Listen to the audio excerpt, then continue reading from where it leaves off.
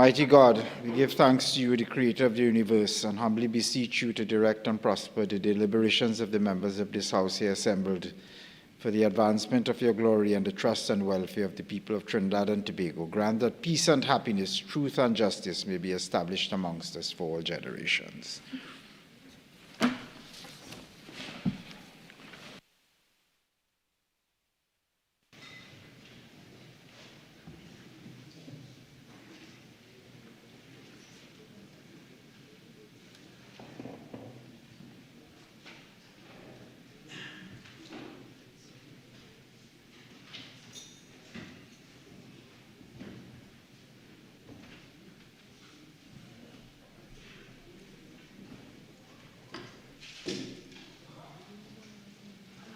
By the Speaker.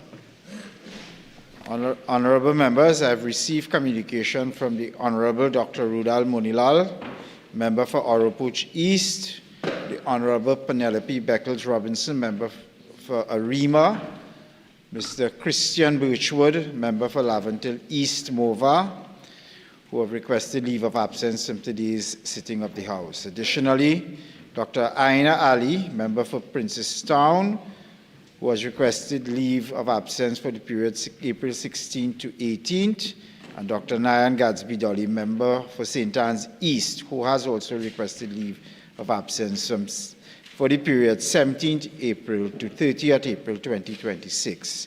The leave which the members seek is hereby granted. Papers.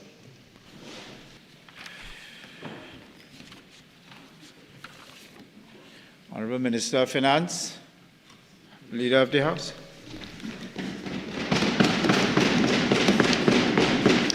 Thank you kindly, Mr. Speaker. Mr. Speaker, I have the honor to lay the following papers. The audited financial statements of the Rural Development Company of Trinidad and Tobago Limited for the years ended September 30th, 2023 and September 30th, 2024. The audited financial statements of the National Training Agency for the years ended September 30th, 2015 to September 30th, 2021. The audited financial statements of the MIC Institute of Technology for the year ended September 30th, 2023. Mr. Speaker, I beg to move papers 1 to 10 be referred to the Public Accounts Enterprises Committee. Thank you, Mr. Speaker. Honorable members, the question is that papers 1 to 10 be referred to the Public Accounts Enterprises Committee. All in favor, say aye. Aye. Any against? The ayes have it.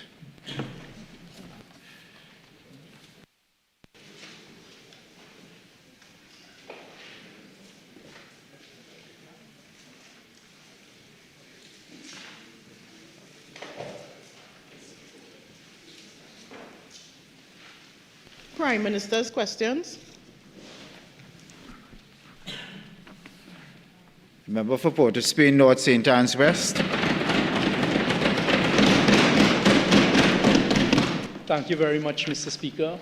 Madam Prime Minister, question number 1.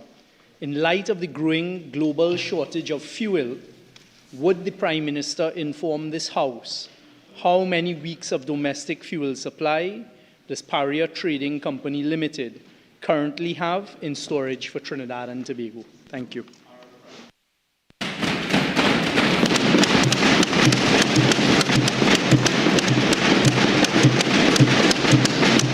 Thank you very much.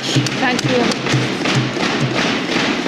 Mr. Speaker, I'm advised by Paria Trading, which deals with our stocks of fuel, that at this time we have enough supply for Trinidad and Tobago.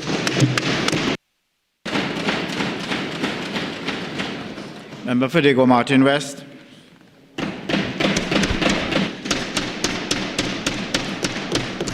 Thank you very much, Mr. Speaker.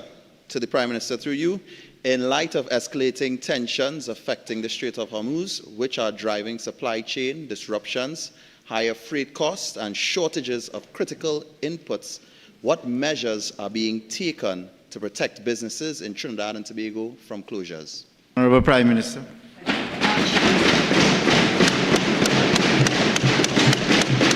Mr. Speaker, Trinidad and Tobago continues to monitor developments in the Middle East and the current issues associated with the Strait of Hormuz.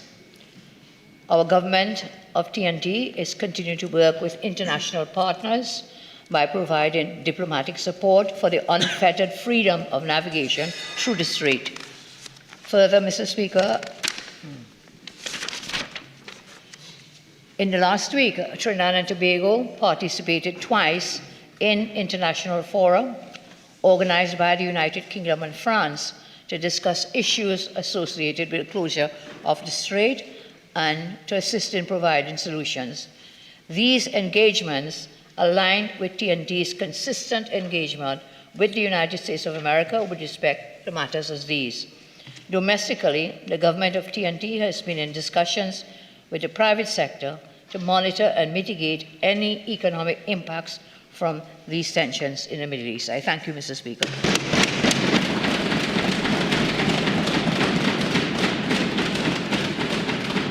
Member for Diego Martin, Northeast.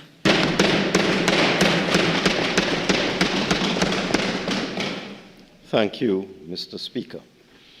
In light of the tragic death of a young girl at the Pigeon Point Heritage Park, Tobago, caused by a jet ski operator, can the Prime Minister indicate what immediate and urgent actions government is taking to regulate the use of this type of pleasure craft to avoid such incidents in the waters of Trinidad and Tobago?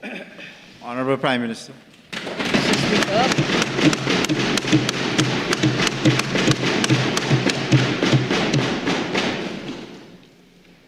firstly, let me say on behalf of the government of TNT, I offer condolences to the loved ones of young Angelica Sadie Jogi. The government is in constant communication with THA regarding measures to address these matters, and more will be said in the future. So we are in consultation. But may I say that I'm advised and reminded that there was a bill in 2020 that would have helped to address matters such as these, but those on the other side sat on that bill for, 10 years or more, from 2020 right down until last year, and never acted on that bill. So we are in discussions and in consultations to deal with these kinds of matters. Thank you very much, Mr. Speaker. Thank you. Questions?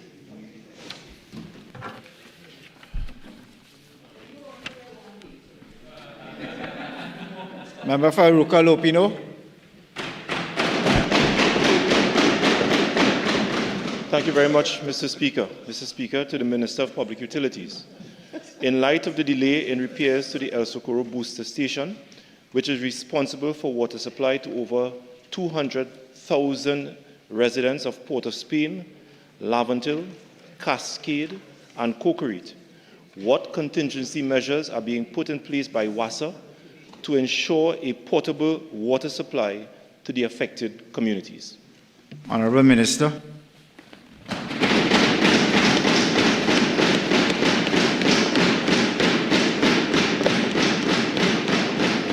Thank you, Mr. Speaker.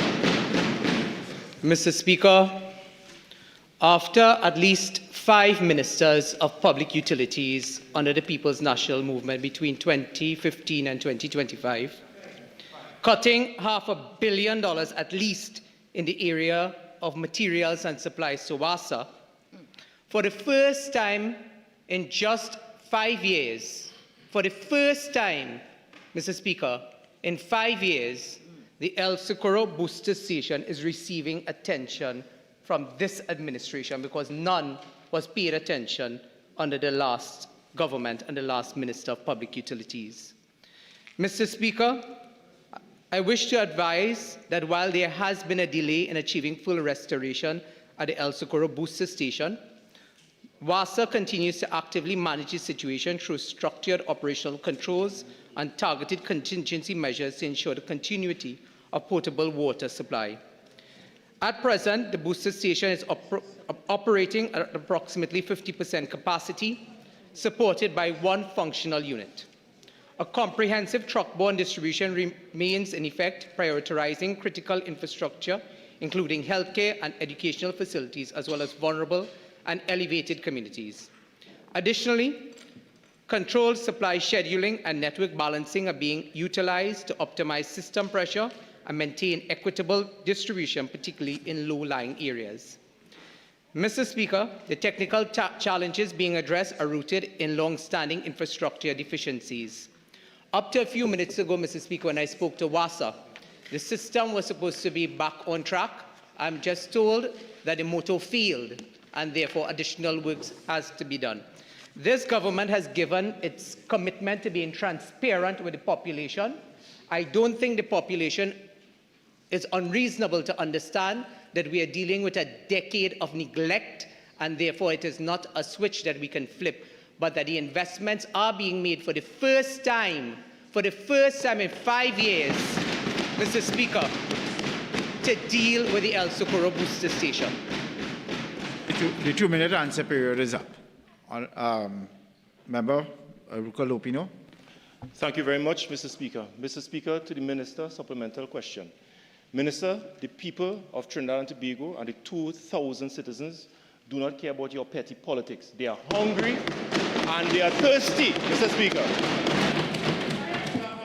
People are thirsty, Mr. Speaker. I am asking the Minister that, having regard to the fact that a motor failed, which would result in 200,000 people without water, what are you doing as a contingency to ensure that the people get a supply of water, those who are affected in Belmont, in Laventille, in Diego Martin, in Cascade, and in St. Anne's?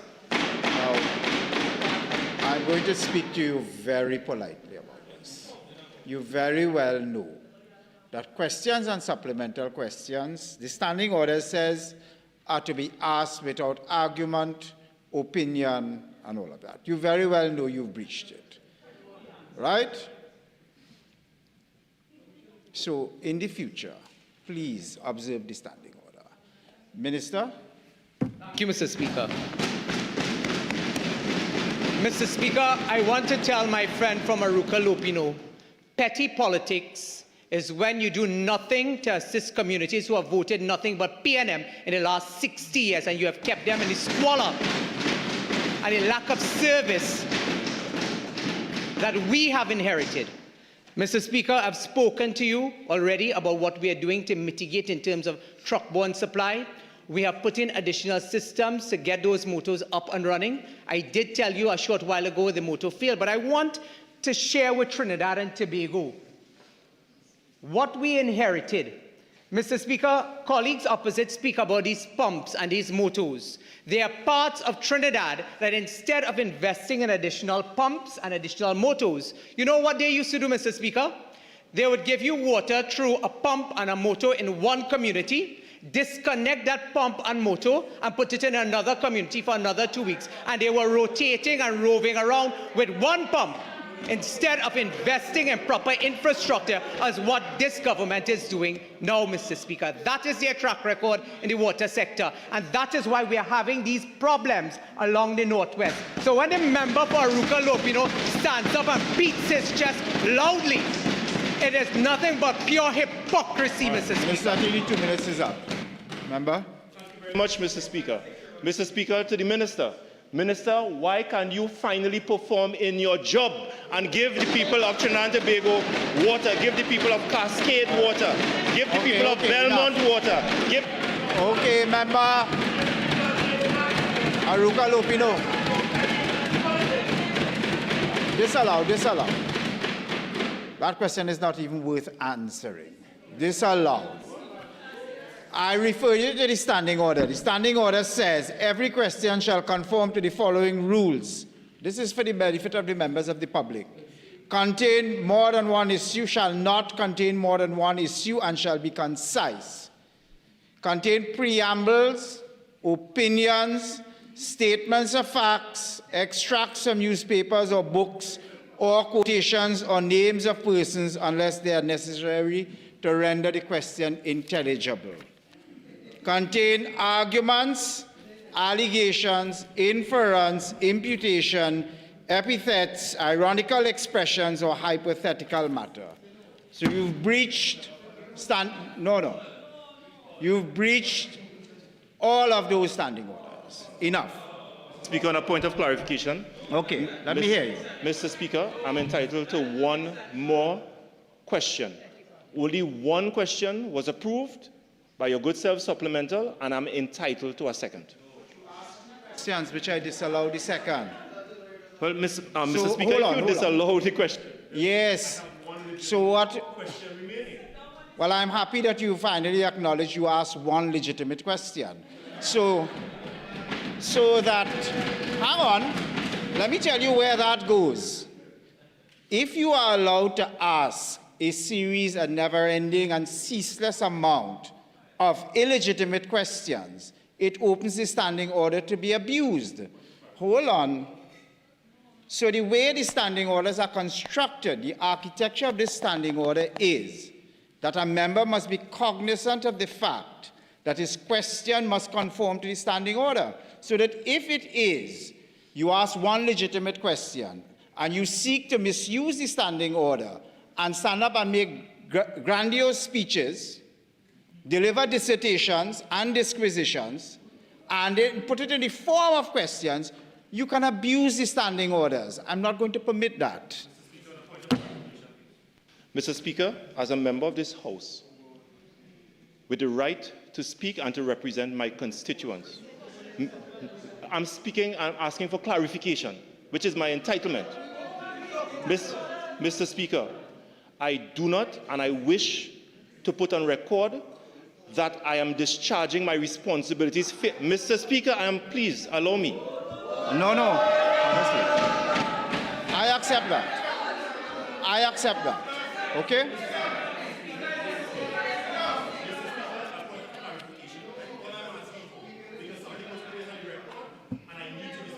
All right. Your clarification formulated in a question concisely. Don't use it as an excuse to deliver a speech. As I've said before, all right? Hang on, Policeman North. Mr. Speaker, you have made in what I regard as an unfortunate statement. If it is subject, okay. Mr. Speaker, what is this? Can you please allow? What is this? Speak. Mr. Speaker, you have made a statement that I am deliberately misusing the standing order. That is an imputation, Mr. Speaker, on my character. No. And I wish, Mr. Speaker, for that to be expunged from the record, because that is not my intention, Mr. Speaker. I don't think that I made any such imputation that you were deliberately. I said that in the interpretation of the construct of these standing orders, if you allow a member to deliberately ask illegitimate questions, the standing order is subject to abuse. I did not accuse you of asking deliberately illegitimate questions. Okay? Let me make that abundantly clear.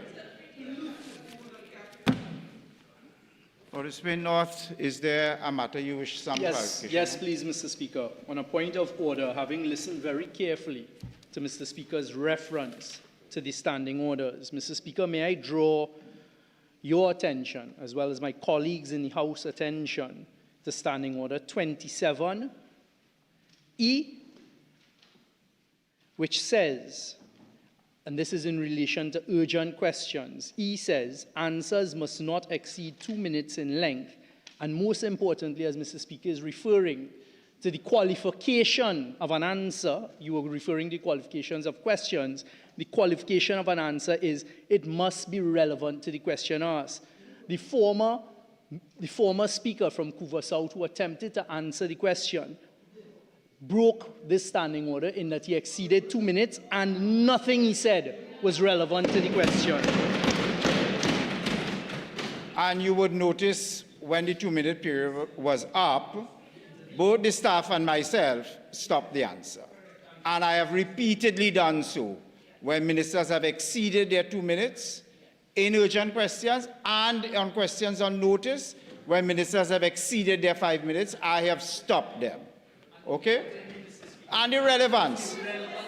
Yes, so let's not get into an argument about what these standing orders provide for in questions.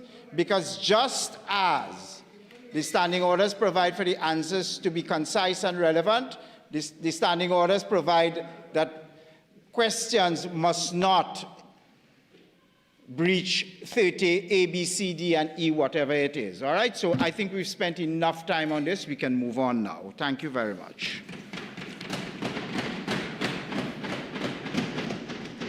Statements by ministers. Honorable Prime Minister.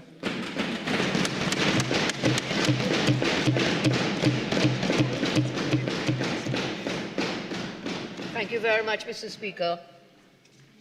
I am authorized by Cabinet to make the following statement with respect to the status of a measure stated in the 2026 budget statement by the Honorable Minister of Finance relating to exemption from income tax on pension payments received from approved pension fund plans and approved deferred annuity plans within the meaning of the Income Tax Act, Chapter 7501. Mr. Speaker, this government remains firmly committed to improving the lives of the people of Trinidad and Tobago and ensuring that the promises we make are promises we keep. This government was elected on a clear promise to put people first, to ease the burden on working families, and to ensure that after a lifetime of contribution, citizens can retire with dignity and peace of mind. Therefore, Mr. Speaker, as part of the upcoming finance bill that will be before this Parliament shortly, before the close of this session, my government is introducing a major reform to our tax system, one that will exempt from income tax the pension payments received from approved pension fund plans and approved deferred annuity plans.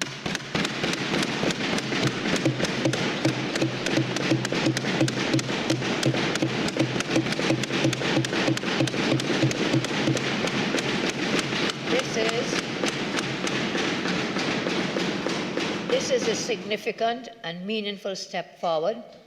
It is about fairness, it is about responsibility, and above all, it is about people. For too long, many persons who did the right thing, those who worked hard, they saved consistently and contributed to pension plans or deferred annuities, have found that when the time comes to benefit from those savings, a portion is taken away through taxation. That reality has not always reflected the values we believe in as a nation. A pension is not a windfall. It is not a bonus. It is the result of years, sometimes decades, of sacrifice, discipline, and commitment. It represents foregone consumption today in order to secure tomorrow. It represents workers choosing to invest in their future rather than spending all in the present. My government believes that such responsibility should be rewarded and not penalized. That is why we are removing the tax burden on income derived from approved pension fund plans and approved deferred annuity plans.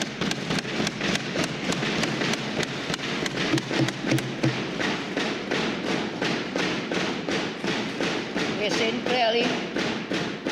clearly to the people of Trinidad and Tobago, if you plan responsibility for your future, this government will stand with you.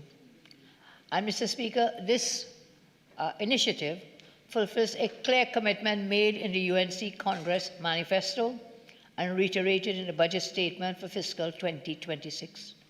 It reflects our broader vision of putting people first and ensuring that those who have worked hard throughout their lives can enjoy greater financial comfort in retirement. What the measure does, Mr. Speaker, is this.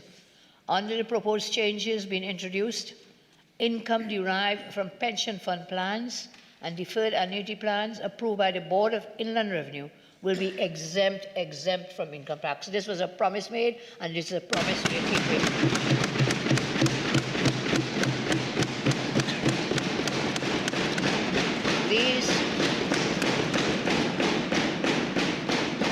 Mr. Speaker, these are structured, regulated arrangements that individuals enter into over the course of their working lives. The exemption will take effect, very important, Mr. Speaker, will take effect on income earned on or after January 1, 2026.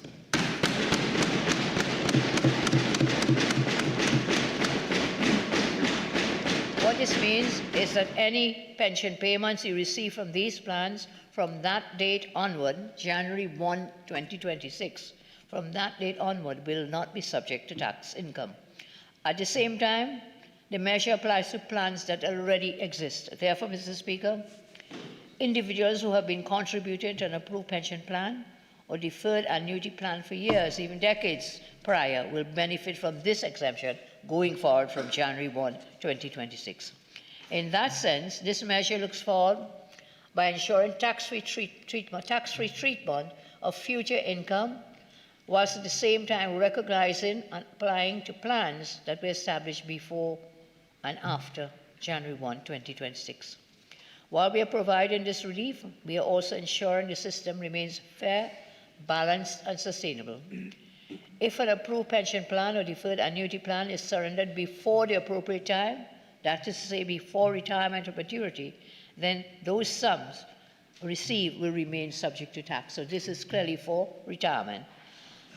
Mr. Speaker, the purpose of this measure is to ensure long-term financial security for our citizens. It is therefore not designed to be a short-term investment vehicle or to be used as an instrument for tax avoidance in the short term. By maintaining taxation on early withdrawals, we preserve the integrity of our tax system and ensure that the benefit is aligned with its true purpose, which is for retirement. This measure, Mr. Speaker, has been developed with the input of the Board of Inland Revenue, and we thank them for their technical expertise, which has helped to ensure that the policy is clear, workable, and aligned with our broader tax framework. We have taken the time to get this right because good policy is not just about intention, it is about execution. So who benefits, Mr. Speaker? This measure, let's make it very clear, is designed to benefit thousands of citizens across TNT. If we put this into perspective, based on past income tax return filings and TD1 declarations for income years previously, to date, 39,063 taxpayers made claims for annuity contributions. So about over 39,000 individuals will benefit from this provision on an annual basis. While this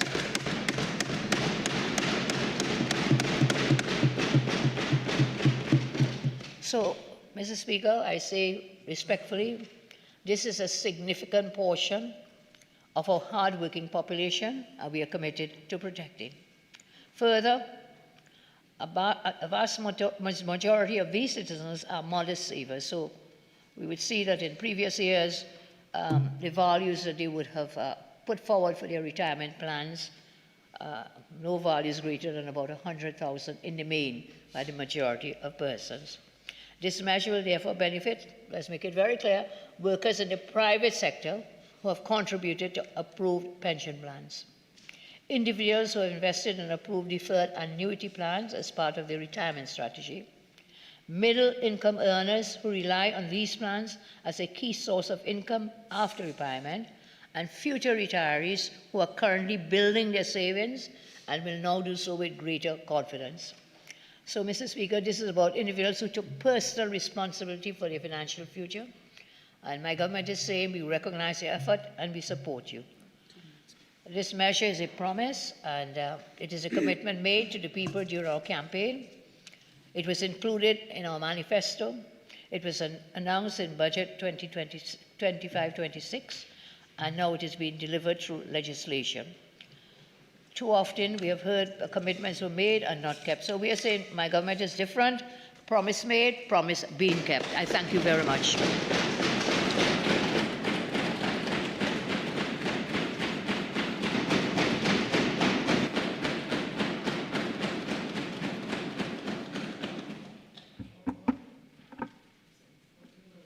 No?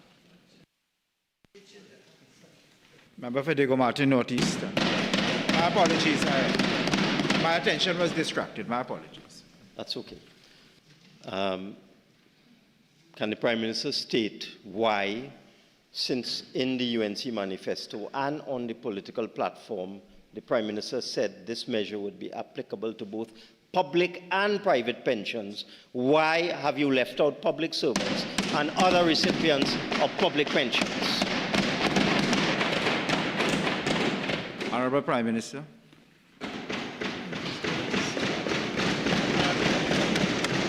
Mr. Speaker, what I can say is that we have demonstrated we have the will to deliver on our promises. It is no secret that we inherited a broken system from that former member, former minister, or former Minister of Finance, the member for former Diego Martin Northeast, and we have sought to enrich, they sought to enrich friends and family and finances. What we are doing is trying to enrich our workers, our taxpayers, and those who contributed to their plans. I stand proudly, Mr. Speaker, to say we stand on the side of the ordinary taxpayer of this country, and not just a few, the rich getting richer, which is what they did. I thank you very much.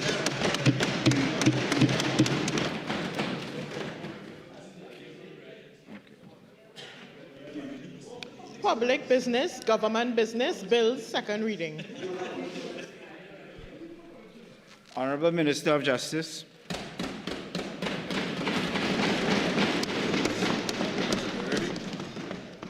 Thank you, Mr. Speaker.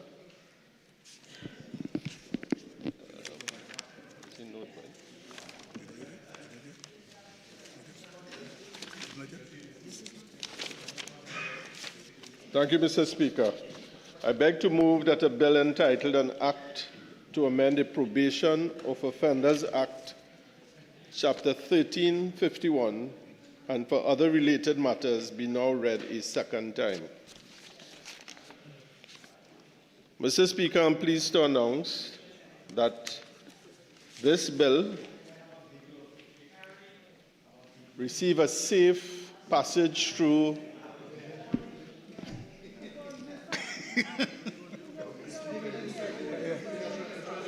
I think the member is being distracted, and by a combination of people, members.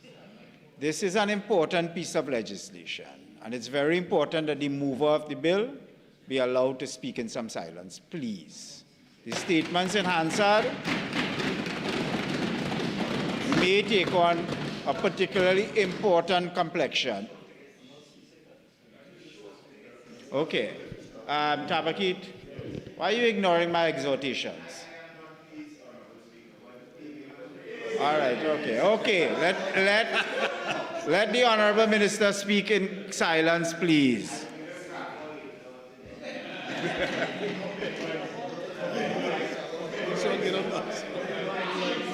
Mr. Speaker.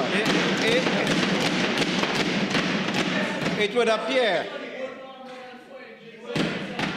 Minister, it would appear that they are prepared to vote on this bill without debate, because it doesn't seem as though they wish the debate to continue. It may be because we got a unanimous support in the Senate for this bill. So let's proceed.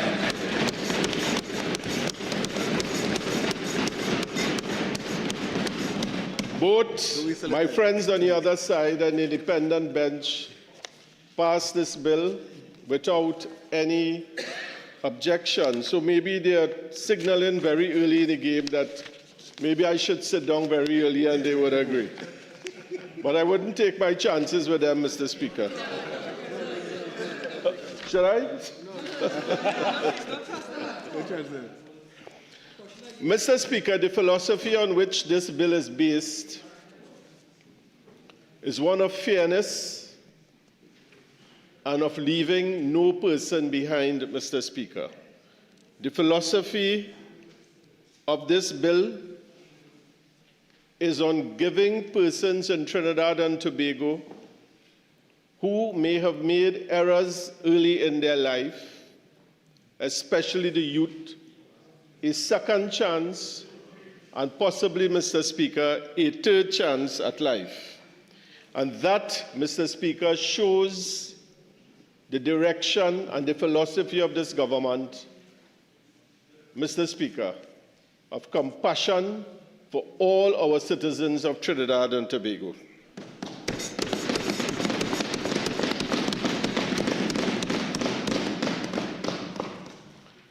Mr. Speaker, whilst we recognize that crime is a very serious issue in Trinidad and Tobago, and that persons must pay for criminal acts committed, we are conscious of the fact that retributive justice approach, Mr. Speaker, is perhaps not always the best approach.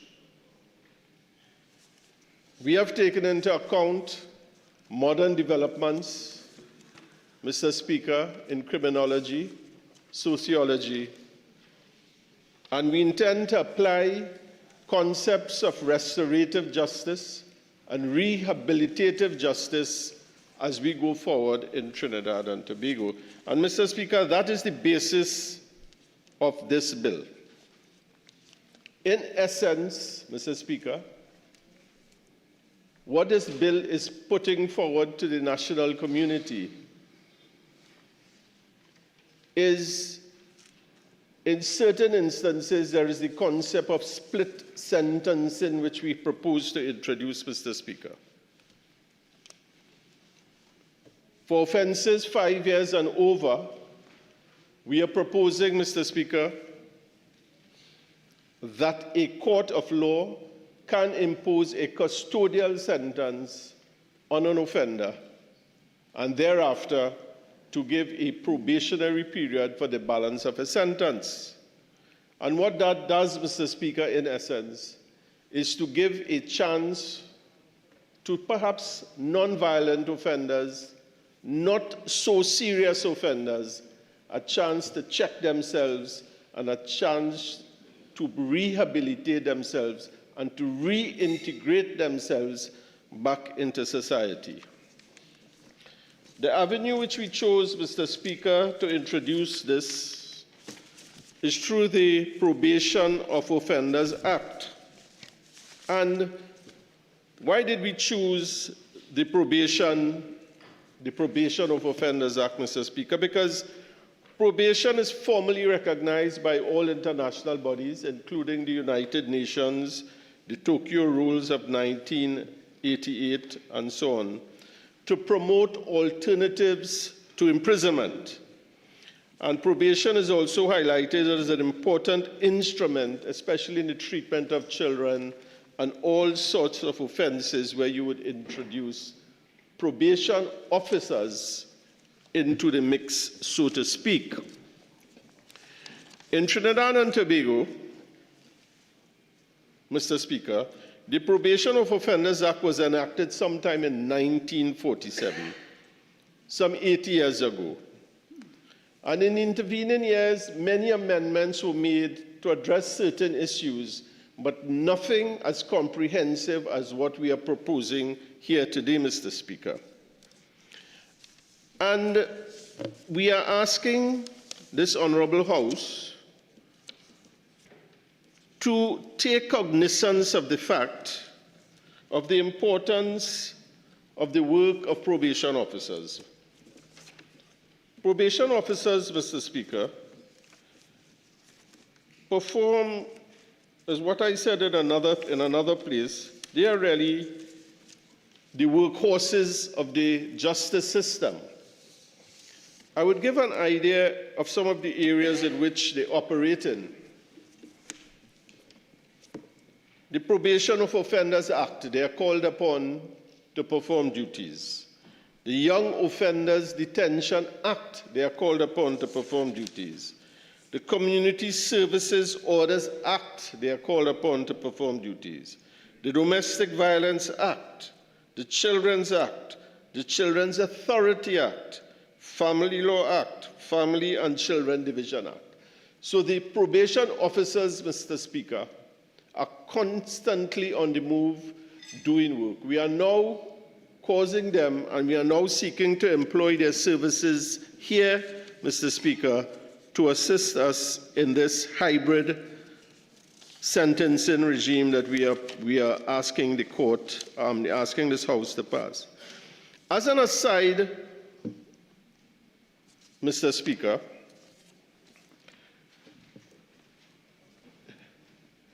the urgency of this reform is underscored by the persistent and well-documented problem of prison overcrowding. Mr. Speaker, according to the Trinidad Guardian report of 20th July 2025, overcrowding occurs in our prison system despite more than $5.2 billion being allocated to our prison system between 2016 and 2023. However, Mr. Speaker, despite this amount of money being allocated to our prison system, there's a report by the United States Department of State Bureau of Democracy, Human Rights and Labor, which describe our prison system in Trinidad and Tobago as physically abusive and harsh due to overcrowding and inadequate sanitation. Having faced with that problem, Mr. Speaker, what this bill can do, apart from presenting a second opportunity to offenders, not violent offenders, not like murderers, for example, but it could also assist us in helping resolve our prison overcrowding position. The present operation of the probation system is also in need of improvement. Currently, according to the Act, the court is required to make a choice between either imposing a custodial sentence or a probation sentence. Now, Mr. Speaker, when a court is faced with that, and the crime is of a little more serious nature, of course the court would want to impose a custodial sentence without having to go the way of the probation route. And what is happening in that situation, Mr. Speaker? Prisons are becoming overcrowded, and we know what happens when prisons get overcrowded. It presents a breeding ground for further criminal activity. The hygiene is not proper. And what is happening, Mr. Speaker, is there's a high rate of recidivism, repeat offending, when first-time offenders go through that route. So what we are seeking is to help prevent that situation from developing into a worse situation. Mr. Speaker, as I stand here, we have just received information, for example, that our prison presently contains 3,456 inmates. 3,456 inmates. Far past the capacity that our prison system is supposed to have. We are really sitting on a time bomb, Mr. Speaker. We, this government, have decided to take certain steps to ensure that we alleviate this problem. Now, an important part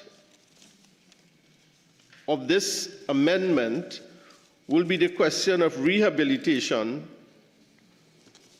of prisoners. So I will take you step by step through the proposed amendments, Mr. Speaker, and we can see where the changes have been proposed with regard to this legislation. If we look at the bill, Mr. Speaker, we would note that what is being amended, proposed to be amended, in Section 5 of the bill, Mr. Speaker,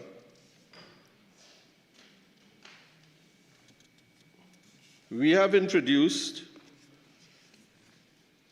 by repealing Section 2 and substituting the following section, For the first time, Mr. Speaker, we are introducing the concept of a risk assessment by a probation officer.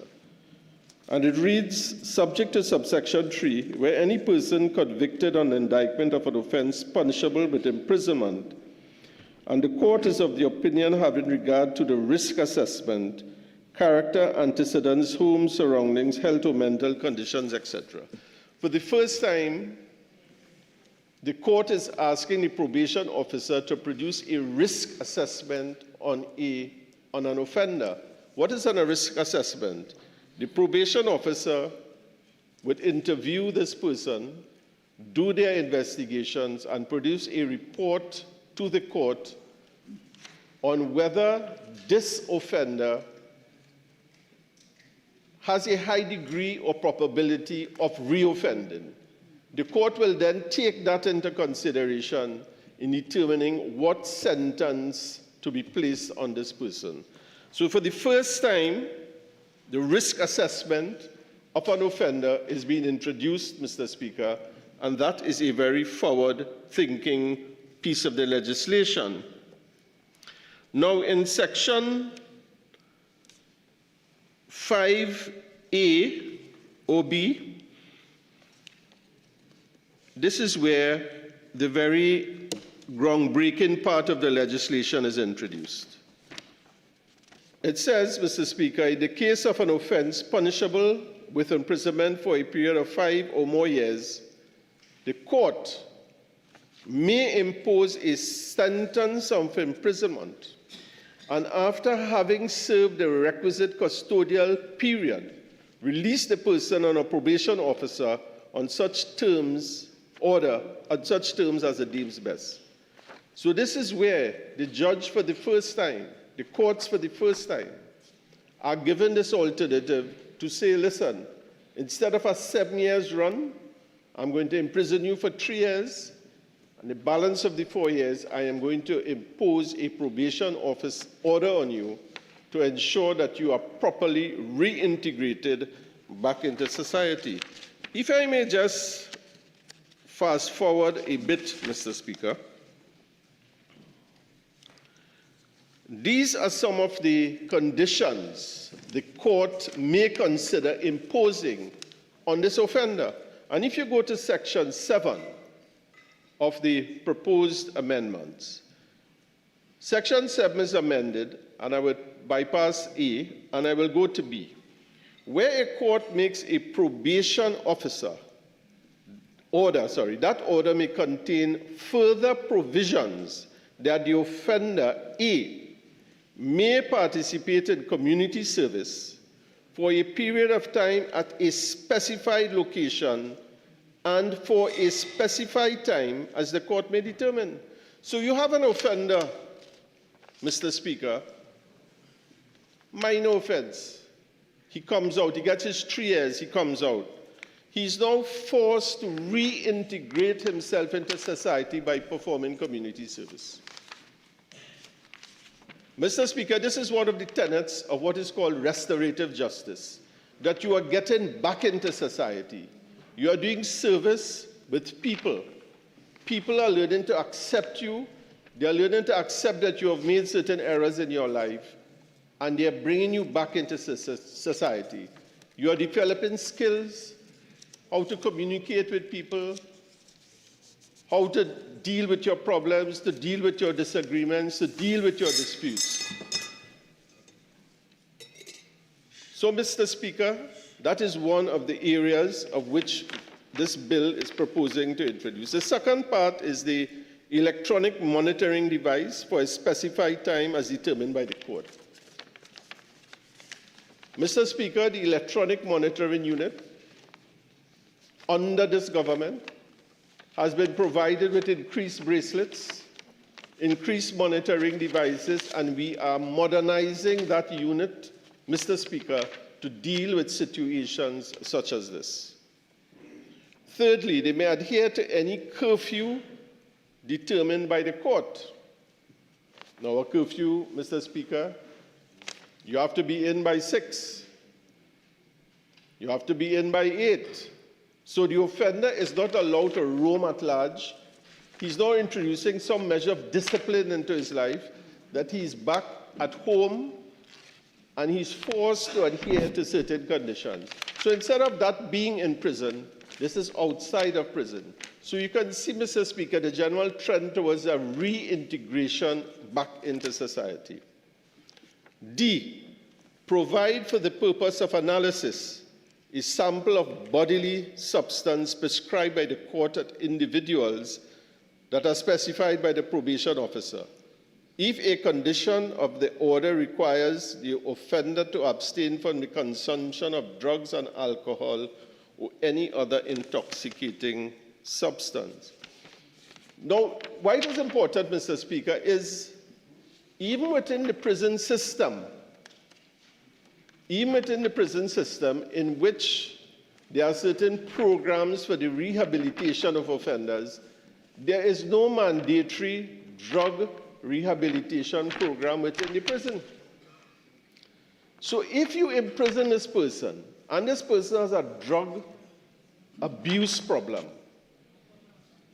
really there is no way to calibrate on whether, when he comes out of prison, Mr. Speaker, that he has actually rehabilitated himself from drugs.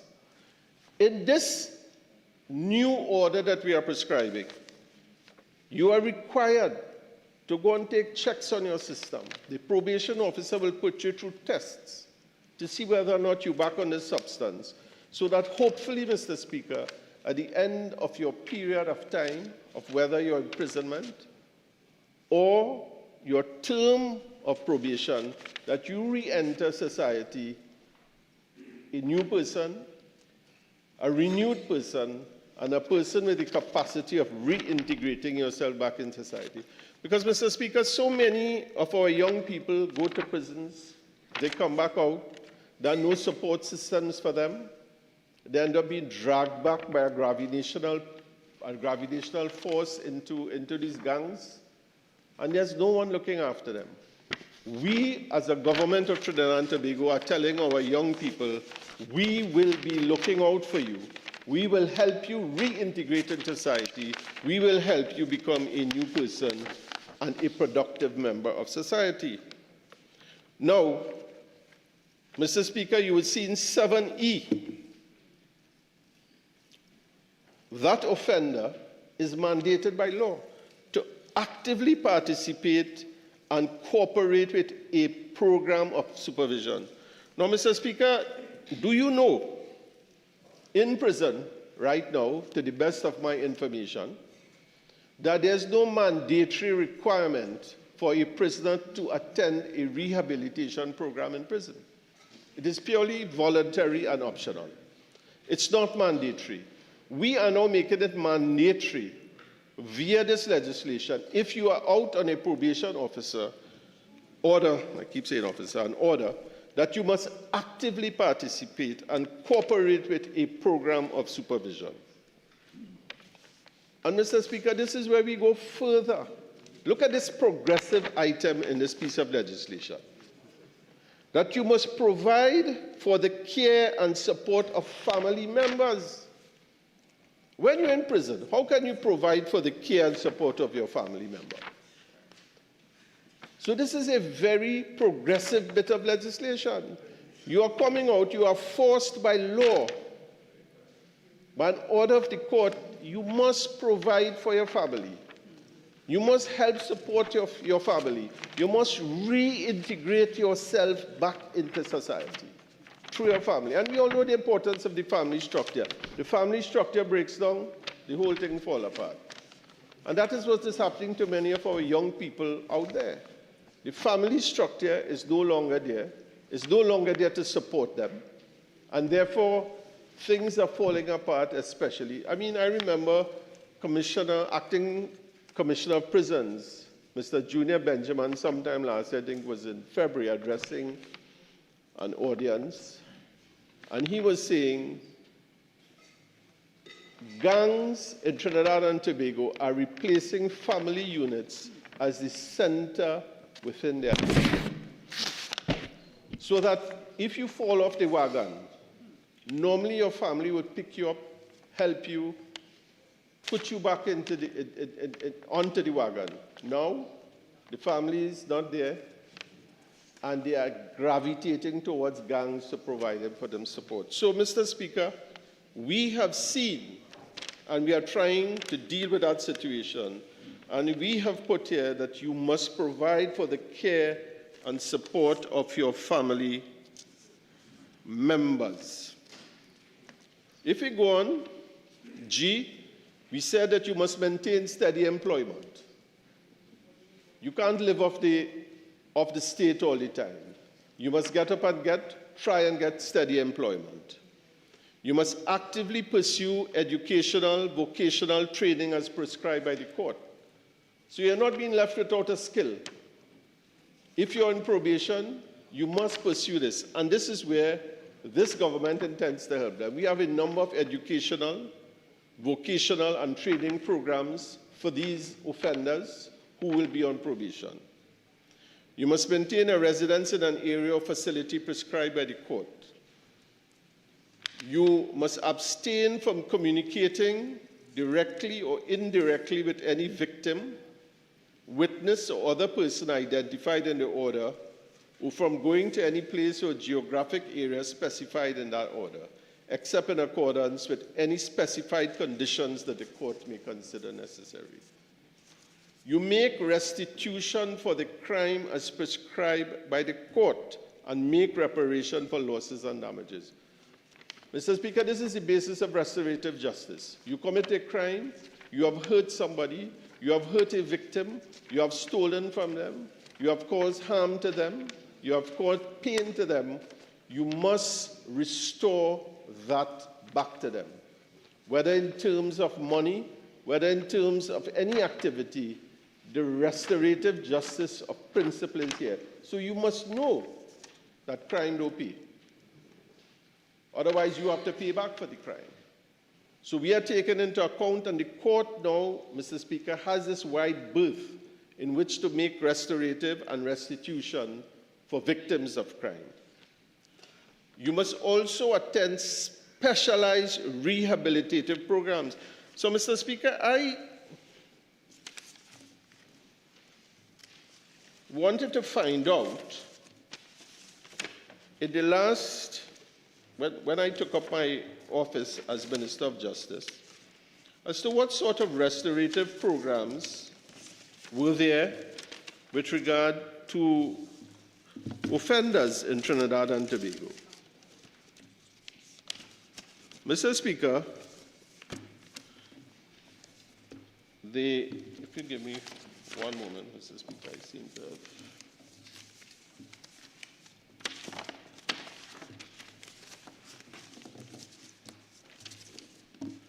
I will find it. Mr. Speaker, there was a reform and transformation unit within the Ministry of National Security which dealt with rehabilitation programs. And I wanted to find out, well, what work does this reform and transformation unit do with regard to prisoners?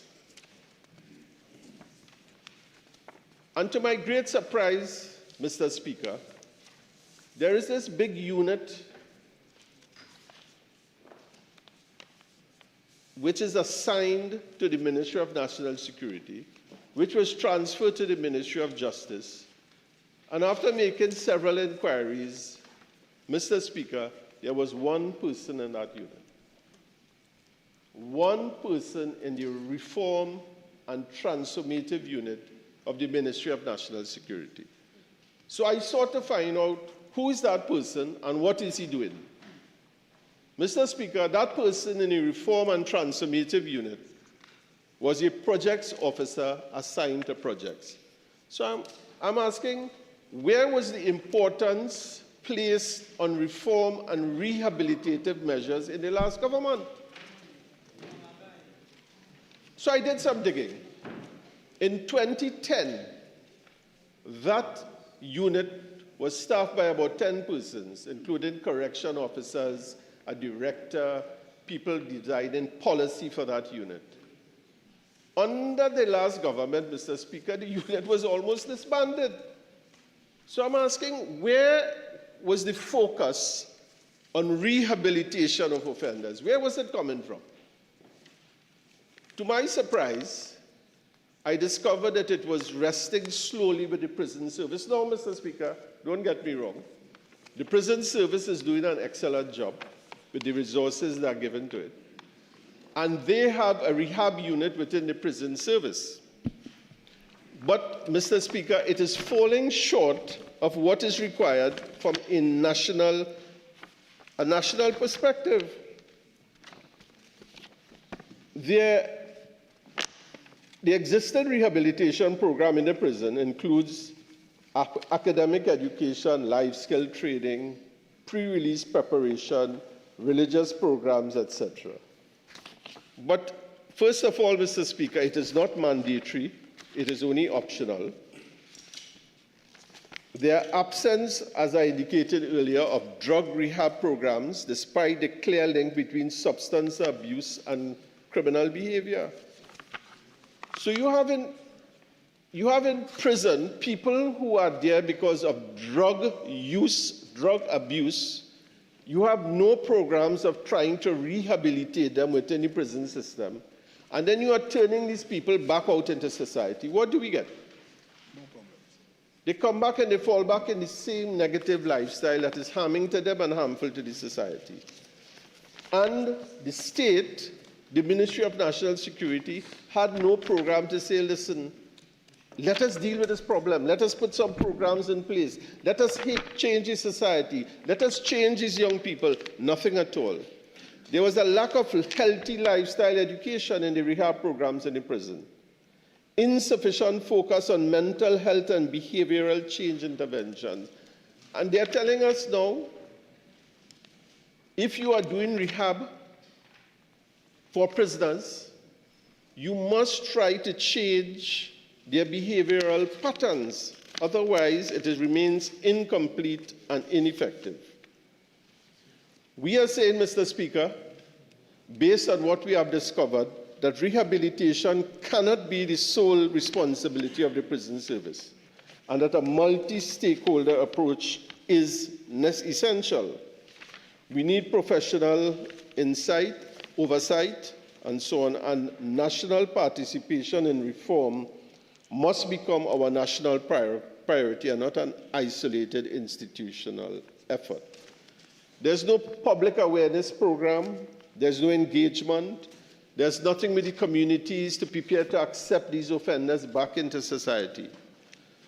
So, Mr. Speaker, what we are therefore doing with these amendments that we are proposing is that we want to ensure that these changes that we are proposing in this bill, that it is effective. So we, in paragraph 7M, we are insisting that the offender attend specialized rehabilitative programs to help change their lifestyle. Further, Mr. Speaker, an offender must abstain from owning, possessing, or carrying a weapon for obvious reasons. You don't want them to fall back into a lifestyle where they are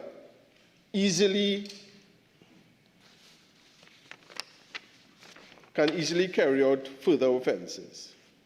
Under O, they must remain within the jurisdiction of the court unless specific permission, written permission, to go outside the jurisdiction is obtained from the court or probation officer. And P, they must comply with any other reasonable conditions as the court considers appropriate for protecting society and facilitating the offender's successful reintegration into society. So, Mr. Speaker, this whole bill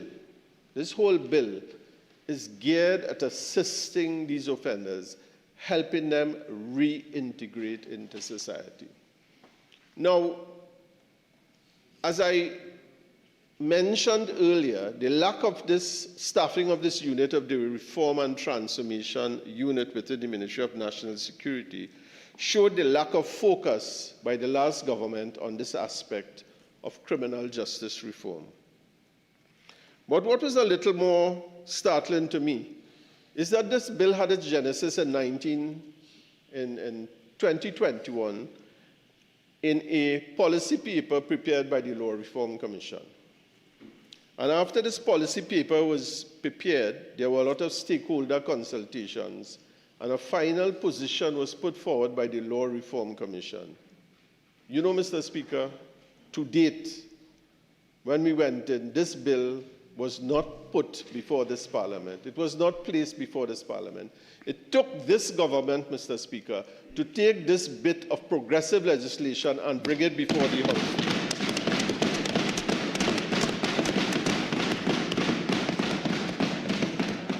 Now, Mr. Speaker, I dare say, if I can forecast what will be the response to my other friend, they will say this was their piece of legislation. As they have claimed the fireworks legislation was theirs, as they claim that the last everything. court legislation we brought was theirs. So maybe this was part of their dream legislation. They dream of these legislations, but we bring it to fruition because we were a government of action.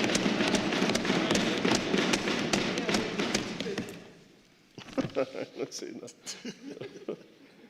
Mr. Speaker, this bill also gives the power to the court, according to Section 9 of the bill, which is amending Section 10 of the Act, where a probationer, the offender, probationer, has failed to comply with any of the provisions of the probation order, the probation officer may lay a complaint before the court, or the court may issue a summons requiring the probationer to appear at the place and time specified in the summons, or if you can't find him, you issue a warrant for him. And, Mr. Speaker, the person is brought back before the court to find out what is going on.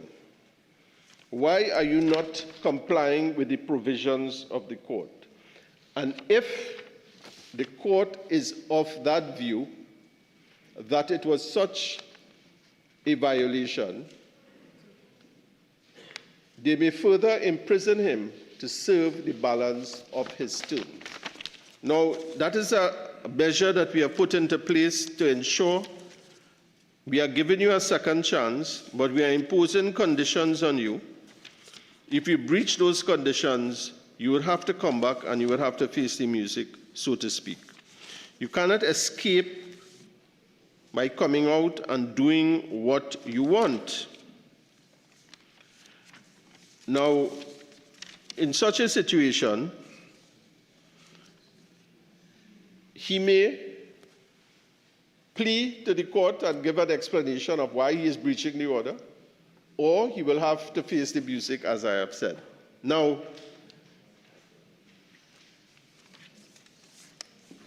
an important safeguard for a probationer, Mr. Speaker, is contained in Section 11 of the bill, which says that where a probationer has completed all the provisions of the probation officer order, he may apply to the court for an order that the proceedings be sealed and not divulged without an order of the court. In other words, nobody can go and dig up his records, his criminal records, because he would have served its time. This piece of safeguard within the legislation is designed, Mr. Speaker, to ensure that his reintegration into society is not blocked by some nosy Parker or somebody going to find out what his past was. You are giving him a clean slate, another shot at life, and a clear way forward without anybody having to come and deal with that. So, Mr. Speaker,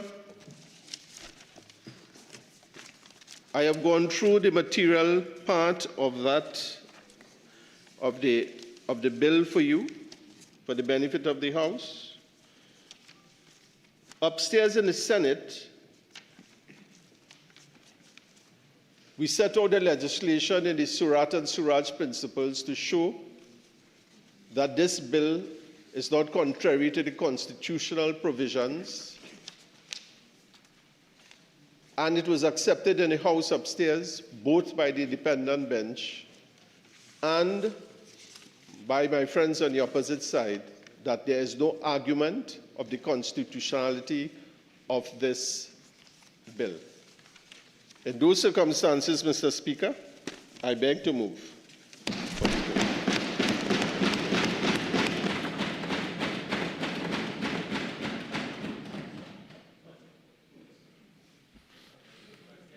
For this, huh?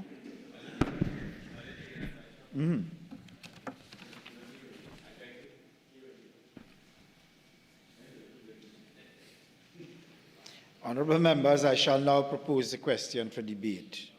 The question is that a bill entitled An Act to Amend the Probation of Offenders Act, Chapter 1351, and for other related matters be now read a second time. For the Spain South.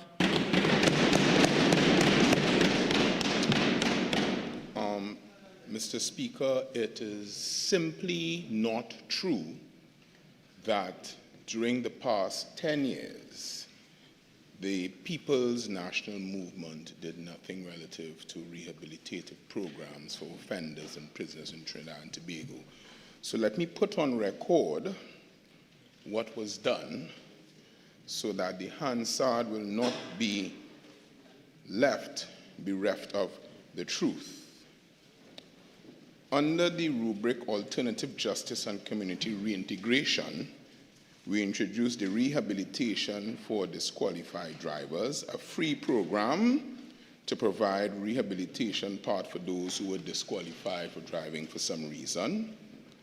The Family Remedial Therapy Program developed to address behavioral issues through family therapy, focusing on both rehabilitation and prevention of criminal activity for young people.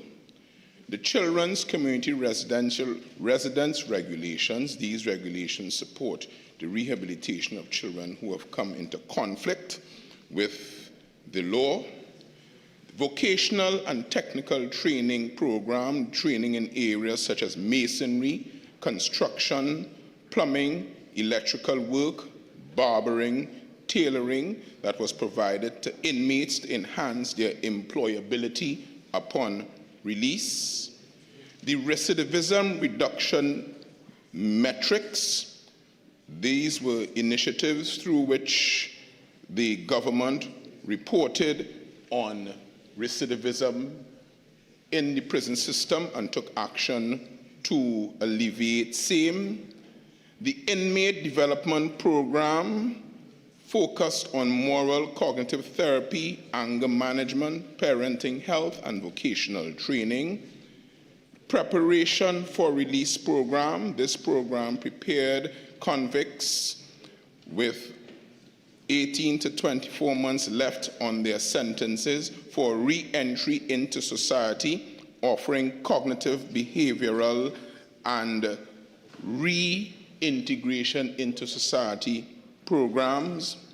Vision on a Mission, funded by the government of Trinidad and Tobago by then late and champions by the then late Wayne Chance, and that program provided the NGO with financial support in order to receive persons who serve long-term imprisonment and to reintegrate offenders, deportees, and socially displaced persons. The Women's Prison Greenhouse and YTC Grow Room in 2023, that was a hydroponic agricultural project which was launched to provide agricultural rehabilitation for young female inmates. Prison youth clubs, 12 prison youth clubs were established to operate in Trinidad and Tobago to provide counseling, educational, and musical training for people. Restorative justice initiatives through the restorative justice philosophy. The government in 20 2002, shift from a purely punitive system to one of restorative lenses. The Sycamore Tree Project, this internationally recognized restorative justice program, was utilized to help offenders. The drug treatment court, introduced by us. Mr. Speaker, I think I will say a couple more. The Community Recovery Program, introduced in 2020 for community-based intervention, particularly in East Port of Spain, which was close to my heart because it's the constituency that I have the distinction of representing. So to come here today and try to paint a picture that nothing was done is just purely inaccurate, but I am not surprised. Mr. Speaker, as I continue, I would want to ask the Honourable Minister to be a little more granular when he rejoins and tell us what programs will be in place to assist persons who would be the recipient of a sentence and then a probationary period to maintain steady employment. Will they be able to access URP? Will they be able to access CPEP? Will they be able to access the programs that were cancelled by this very government?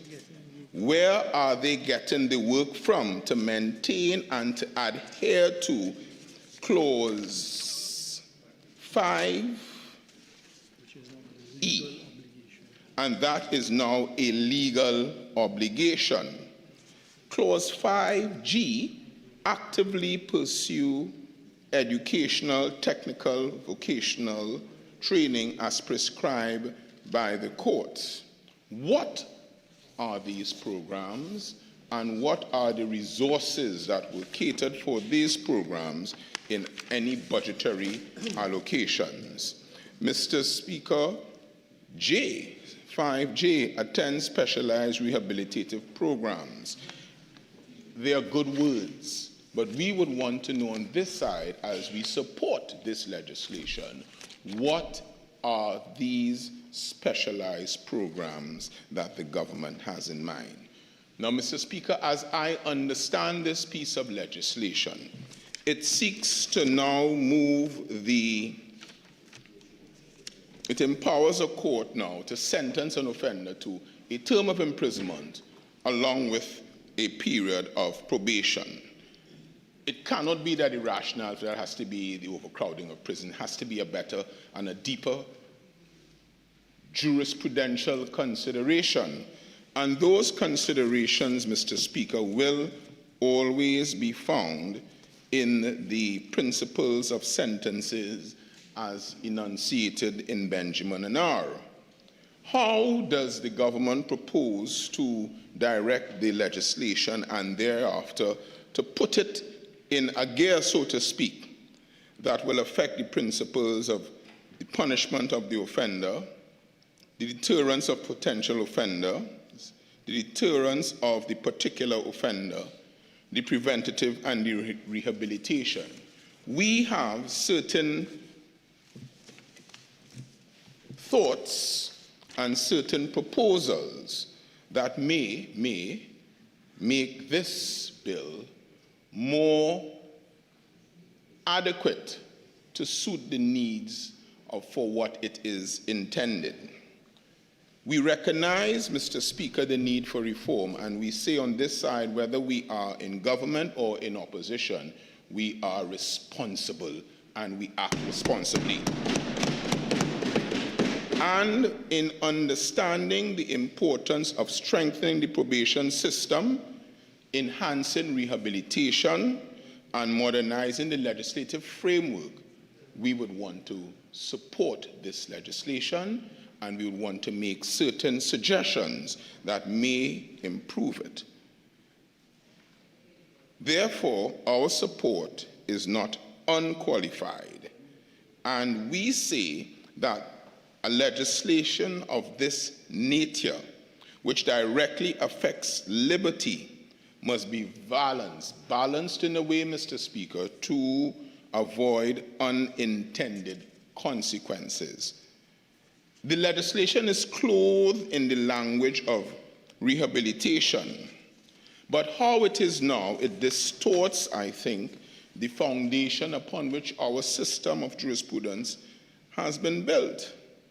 It introduces a hybrid punitive framework that is neither fully rehabilitative nor coherently punitive. So it is neither going nor coming. And it may very well, if left in its present form, undermine both justice and effectiveness and its intention. And we will not come here, Mr. Speaker, without making suggestions. So we are supporting, we are bringing some views that we want to be considered, and we are not criticizing. We are just making suggestions, and we are showing shortfalls or pitfalls that may attend to the legislation if left as is. So that is the purpose of my contribution. Mr. Speaker, when I stand here to speak from now until I can no longer speak, I would not want to engage in busting a mark and who do what, and I want to engage in the work that the people of Port of Spain South put me here to do. So others who come after, they could bust mark, they could go into brouhaha, they could have their clown, they could give them performance. I will just do what I have taken my oath to do. The fundamental departure from the philosophy of probation, Mr. Speaker, is that probation was never intended to be an extension of punishment after imprisonment. How it was, Mr. Speaker, is in lieu of an imprisonment, either the summary courts under Section 2, subsection 2 or 3, you had a probation. I understand that there may be an offense that may require a hybrid, not too little, not too egregious for a long term, but not so much for a slap on the wrist. So I understand that this may be a decent halfway house that would achieve that goal. Now, it was designed as an alternative to incarceration, grounded in rehabilitation and second chances. Clause 5 of this new bill now proposes that an individual now be sentenced to imprisonment and thereafter subject to a probation order. This is not a minor amendment. It's a philosophical shift, it's a jurisprudential shift in the law and how we approach sentencing, bearing in mind, Mr. Speaker, the 5 principles that I enunciated earlier. Under the existing Act, probation was imposed in lieu of imprisonment, and this bill transforms it into an additional layer of control after punishment in terms of traditional imprisonment has already been served. So we have to be a little cautious about it. It raises a question. Depending on the mix, Mr. Speaker, are we punishing twice for the same offense? That is something that we must look at. The risk of double punishment and disproportionality is there, Mr. Speaker, because Clause 5 introduces a system where an offender serves a portion of imprisonment and then is placed under extended state supervision for up to 5 additional years. You would know, Mr. Speaker, that before it was between, the period of probation would have been between 1 year and 4 years. 1 year has been added to that now in this new regime. But when combined with Clause 6, which extends the probation from 3 years to 5 years, an offender may face then incarceration, followed by half a decade of restriction, surveillance, and compliance obligation. That is what this bill, in its present form, contemplates. So you serve your term, you come out on probation, but you have a sort of incarceration with surveillance, restrictions, and compliance, as stated in Section 5, in Clause 5A to L. When we examine the new Clause 5B, it seems that this may be prolonged penal control, and we ask, does the state have, one, the resources to supervise this, and has this been really thought out properly? A breach, for example, of probation could result in the offender being returned to prison to complete the remainder of the sentence, whereas before, Mr. Speaker, you understood what a breach of the probation may have resulted in, but it would have been probation per se, probation in lieu of a sentence, and that is the point and the distinction that I am making. This may create a revolving door between the prison and probation, increasing incarceration risks rather than reducing them. So I ask the Honourable Minister who has piloted the bill to consider that concept, that the very thing that you have introduced the bill to reduce may augment by how this bill has been designed and how it has been presented.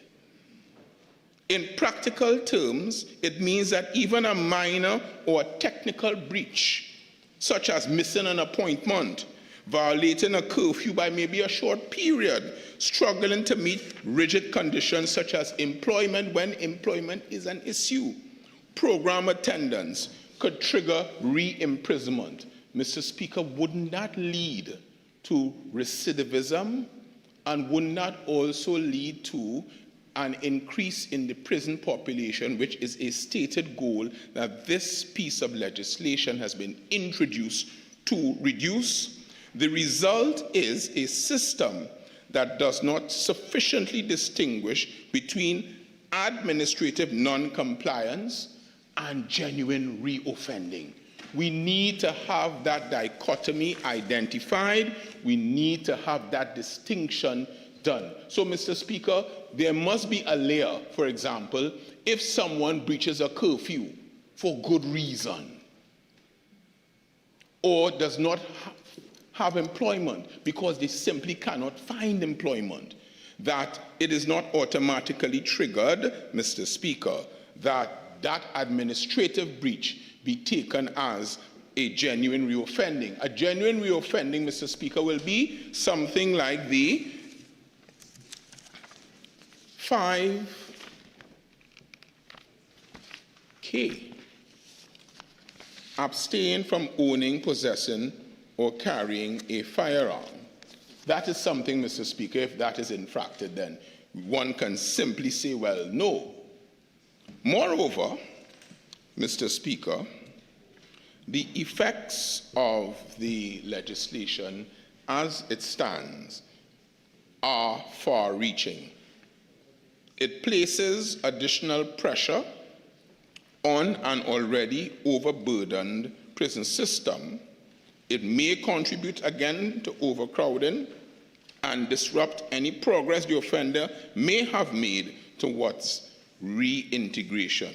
It also creates instability for families, community, as an individual cycle in and out of custody rather than being supported to remain a law-abiding citizen may have been jettisoned by a breach that is more administrative than one that is more criminal and criminal intention probe. Moreover, Mr. Speaker, it may discourage compliance altogether as probationers faced with over-strict or unrealistic conditions become set up to fail rather than to succeed.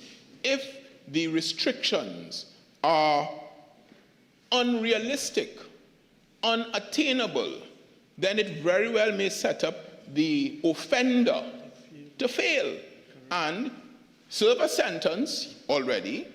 You had part of the sentence parole, so to speak, and morph into a probationary period, but you are unable to fulfill that and end up back in the same place that you were trying to escape. In this way, what is presented as a rehabilitative mechanism runs the risk of becoming a pipeline back to incarceration. And I would like consideration to be given to my humble submission in this regard, and mature consideration, not noise. It may very well undermine the objective of reducing reoffending and promoting meaningful rehabilitation. Mr. Speaker, the expansion of state surveillance without safeguards is also a cause for concern on this side. Mr. Speaker, Clause 8 inserts a new subsection 7.4, which empowers the court when making a probation order to impose additional conditions on an offender, including, inter alia, wearing an electronic monitoring device for a specified period, adhering to any curfew imposed by the court, participating in community service for a period of time at a specified location for a specified number of hours, maintaining steady employment and actively participating and cooperating with the program of supervision. Yet, Mr. Speaker, the bill is loudly silent on the following: the data protection safeguards for non-intimate samples, the oversight mechanisms for electronic monitoring, the appeal processes that are available against overly burdensome conditions. I do not presume, Mr. Speaker, that someone could afford themselves of the probation and its strictures and go to the Court of Appeal and say, well, I'm taking the sentence, I'm taking the probation, but I'm appealing it. So there has to be another mechanism where they can do so, Mr. Speaker. Without such safeguards, we run the risk of creating a system of unchecked administrative control over the citizens. Mr. Speaker, what was also instructive in preparing and researching for my contribution today, I did a comparison with the 1943 prison rules. And when the prison rules are examined within a custodial framework, as it stands now, there still exists structured oversight, clear administrative limits, and defined rights and expectations of prisoners, such as the implementation of the aftercare officer under the prison's rules, Mr. Speaker, who assists and keeps in touch with prisoners on discharge, who in his opinion requires assistance by way of small grants, clothing, or tools, and shall endeavor to get employment for such ex-prisoners, and endeavor by all means in his power to keep them from returning to prison. Yet in this modern bill, we see expanded powers over probationers without those little minute details that the aftercare officer had under the old 1943 prison rules. That is something that must be looked at and may be incorporated. But less clarity on safeguards than existed in the custodial regulations that were there merely a century ago are created by this new bill. We are, in effect, modernizing punishment while failing to modernize protections. We are saying do both and try to accomplish them simultaneously. Mr. Speaker, Contrast that with what is being proposed in this bill.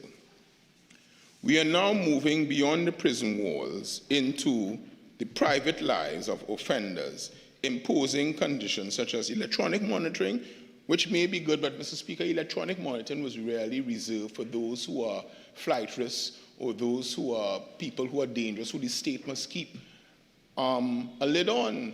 The answer to that is don't send them under probation, let them serve their sentence if they run a risk to society. Continuous supervision for up to 5 years. Unlike the 1943 framework, this bill does not codify clear limits on how these powers are to be exercised. It does not establish independent oversight mechanisms for probation enforcement. Therefore, in 1943, under the old prison rules, when a man was behind the prison wall, the state imposed structure on itself. In 2026, a man is released into society and the state expands control, but limits on that control are far less defined. This is, to our mind, a shift from visible restraint to invisible control. And that is something that is of concern to us on this side. The record sealing, Mr. Speaker, how much more time do I have? You have 5 minutes of regular time. I would ask now if you would extend me, and I don't intend to take the full Yes, 45. very well. The record, thank you. The record sealing is a laudable, that is a laudable part of the legislation.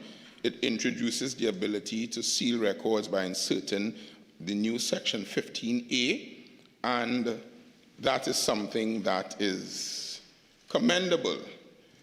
But it's undermined, Mr. Speaker, by the very structure of the bill, because the period of probation is now longer, and there are now stricter compliance requirements.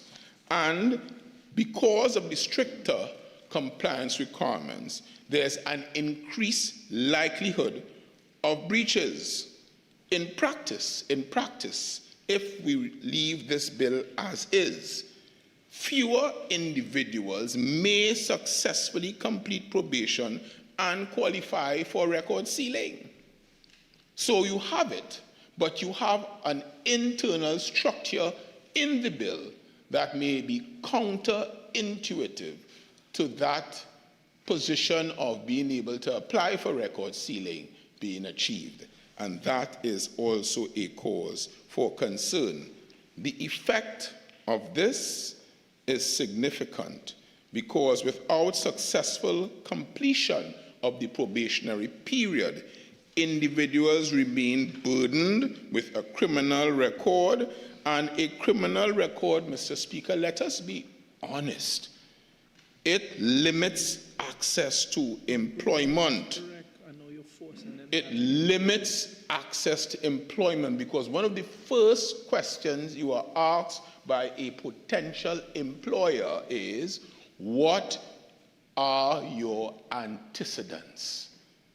And more likely than not, once they see a conviction, you are not likely to be a successful candidate or applicant for employment. It also, Mr. Speaker, a criminal record limits access to education. It limits access to financial services. So instead of facilitating reintegration, the system may prolong social and economic exclusion, increasing the risk of reoffending and ultimately recidivism. The longer an individual also remains under supervision, the greater the probability of technical or minor breaches which can reset progress and disqualify them from ever benefiting from the record sealing aspect of this legislation. Therefore, this transforms what should be an incentive for rehabilitation into a distant and to our simple minds, unattainable outcome. Mr. Speaker, there is a stark omission of the reality of prison life and how this legislation will mesh with it. There are programs instituted by the People's National Movement that give prisoners a chance to upgrade their skills. However, the learning from the criminologists and the restorative justice practitioners says this: when you are in prison, Mr. Speaker, you lose your ability to make choices. You lose your ability to direct your life because you are not the arbiter of same. They tell you, go here, come here, eat at a certain time. You lose the ability to know how to handle financial resources because there's none. You are provided with meals. You use the ability to deal with conflict outside of a controlled environment. You lose the ability to liaise properly with society. Therefore, this program here for the 5 years, we ask the government, what will be done when the person comes out, when the offender comes out, that will try to reset that loss of coping that would have been there during the time of the incarceration. So you receive, in real time, the offender receives a 4-year sentence and then a 4-year probation period. During that 4 years, that whole ability to navigate life is taken away because your life is navigated for you. What will be in place to assist the offender, the potential probationer, to navigate life when they come out? That is something that has not been addressed. In the circumstances, Mr. Speaker, on this side, we don't just make criticisms. We try to make proposals that will make the bill better. No bill is perfect, but I suspect that nothing, the track record may very well be that there will be no need for amendments. But we will still propose them in any event. We will do what we have to do on this side. So, I propose the following amendments to try to make the bill more workable, Mr. Speaker, both in the long term and the short term. A fine, insert a clause expressly empowering the court to impose a monetary fine as part of or in lieu of a probation order, particularly in cases involving minor non-violent offenses. That clause should allow fines to operate as a structured, proportionate alternative to extended probation. So instead of an extended probation, for certain offenses, offenses such as malicious damage, impose a fine instead of a probationary period with all the strictures, and ensure that the penalties remain graduated and tailored to suit the offense. This will reduce unnecessary burdens on the probation system by reserving supervision for cases that truly require it. So that's the first amendment that we will be suggesting on this side. Secondly, the separation of sentencing options. We are proposing that you insert a clause that probation remains an alternative to imprisonment, not an addition, except in narrowly defined and exceptional circumstances. We would want to provide for maximum combined sentencing limits, to provide that the combined duration of imprisonment and probation shall not exceed a proportionate statutory cap, Mr. Speaker. Judicial oversight of conditions may require mandatory judicial review oversight of probation conditions every 12 months. We propose a data protection clause which we insert explicit provision governing storage, use, destruction of biological samples and electronic monitoring data. Because you know electronic monitoring data tracks the movements of individuals. There's a capacity for certification, require the minister to certify that adequate resources and infrastructure are in place before the proclamation of this bill. Provide probationers with a clear statutory right to challenge conditions, extensions, and enforcement actions. Mr. Speaker, on this side, we say that good law is measured not by how tough it appears, but how effective and balanced it is. The bill in its current form blurs the line between punishment and rehabilitation. It expands state control on offenders without adequate safeguards, and it risks overburdening already strained institutions, including the probation officers and including the very prison system, which it was the stated goal of the bill to reduce.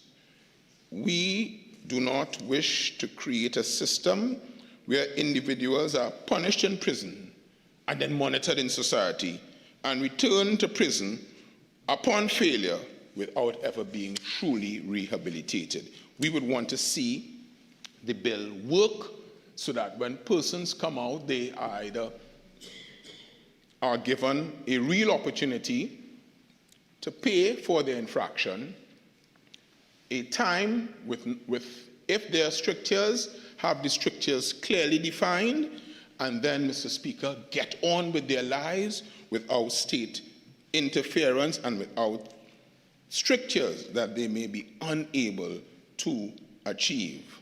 This, we say, will strengthen the protections, it will clarify the limits, and it will preserve the fundamental principles of fairness that underpin our legal system. But the rationale for the bill is one that is warmed to our support, and we support it. Anything said is said in order to make the bill more workable and more palatable. And, Mr. Speaker, with that being said, I thank you. Member for Chaguanas East.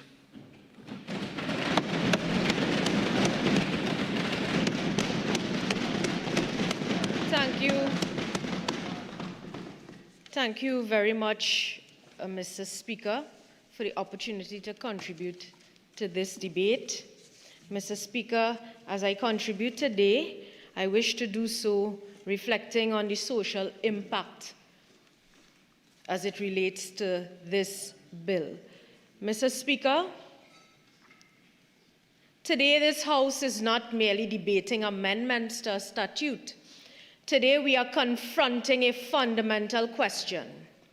What kind of society do we choose to be when one of our own falters? Mr. Speaker, do we condemn permanently, or do we correct, restore, and reintegrate? Mr. Speaker, the Probation of Offenders Amendment Bill 2026 answers that question with clarity, with courage, and with compassion, Mr. Speaker. It tells this nation that justice is not blind to circumstance and that punishment must never be divorced from purpose. Mr. Speaker, I rise today in full and unwavering support to this bill. I wish to also commend our colleague, the mover of this particular bill today, for his sterling contribution.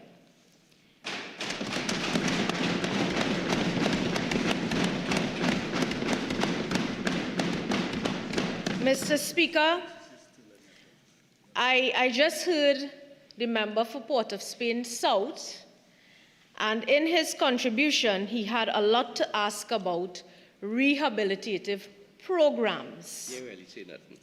Mr. Speaker, it was somewhat very painful to listen to the member for Port of Spain South after they governed this country for 10 years and had an opportunity to fix the social system in this country.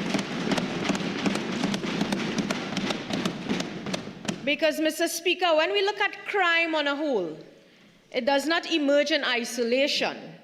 It is often born in poverty that was ignored, born in trauma that was untreated, families that were unsupported, and communities that were abandoned, Mr. Speaker. And, Mr. Speaker, today I want to deal with some figures, because to listen to Port of Spain South speak about police youth clubs that they underfunded for years. Tell him. Police youth clubs where they chose to support some and leave some. Discriminating. Police youth clubs who would have survived based on fundraisers when they chose to support some parts of society facing issues. I heard him speak about reintegration projects with the prisons, which we couldn't see, Mr. Speaker, or hear about.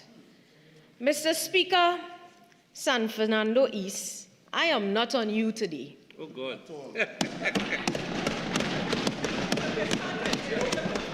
Come, fat man. Because being on you makes no sense, my dear. Yeah, he done fat. All right?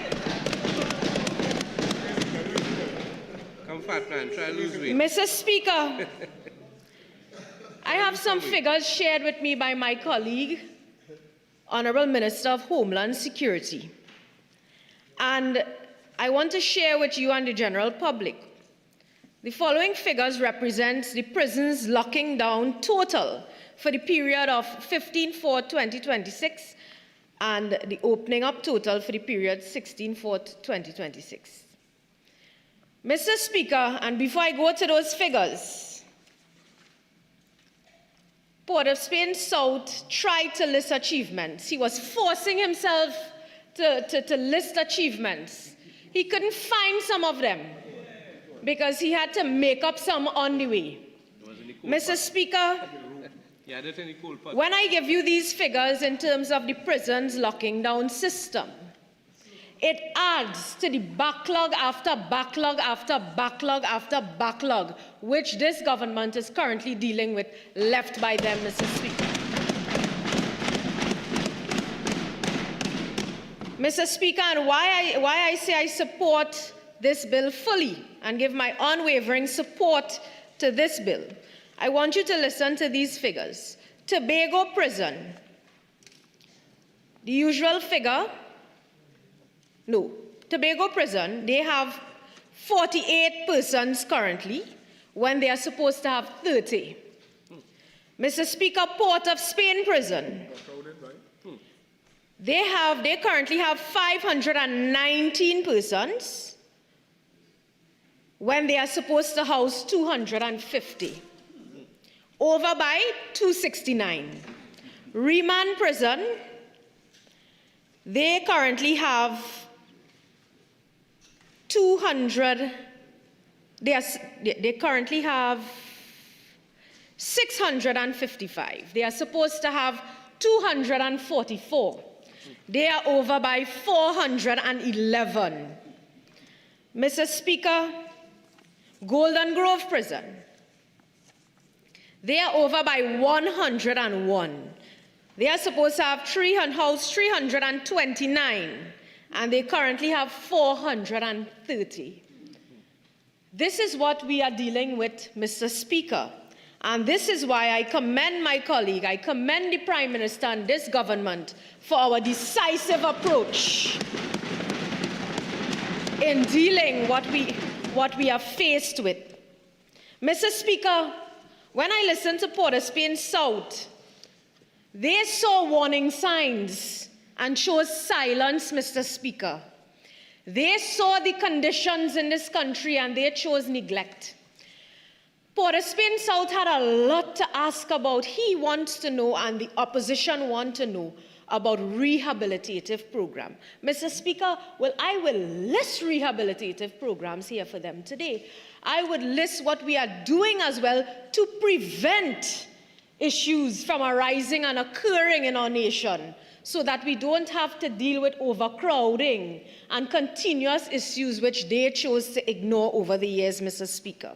Mr. Speaker, I heard Port of Spain South say, when they were in government, they were responsible. Both in government and in opposition, they are responsible. Mr. Speaker, today I tell Port of Spain South, in opposition we were responsible, but in government we are even more responsible. And when we speak about meaningful rehabilitation, which you try to make reference to, we mean meaningful rehabilitation, not mama guy. Mr. Speaker, on July 30th, we are already working, before we brought these amendments. On July 30th, in April of this year, we launched the reintegration support and empowerment initiative called Rise Up with the Women's Prison. And Mr. Speaker, on July 30th, 2025, these women would have graduated and they would have been prepared over a 3-month period to be reintegrated into society.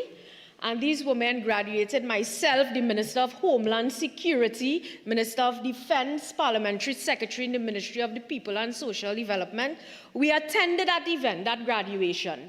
And we were pleased to see that these women, they were trained in sewing initiatives and other initiatives. They had fashion shows, etc., recycling projects, etc. This is what you call reintegration. 3 months in office and we had a graduation ceremony for a women's prison, Mr. Speaker. That is what you call reintegration. Meaningful reintegration. Mr. Speaker, I want to deal a little bit with a touch on clause 5, 6, and 8 because it touches on the social impact. And Mr. Speaker, what I want to also say is this really is a new philosophy of justice. Mr. Speaker, in looking at clause 5, which is one of the most transformative provisions in this bill,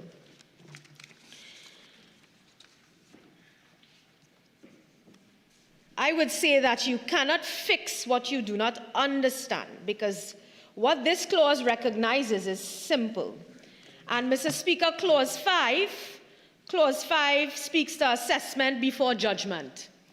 And it really aligns directly with the reforms we are advancing within the Ministry of the People, Social Development and Family Services.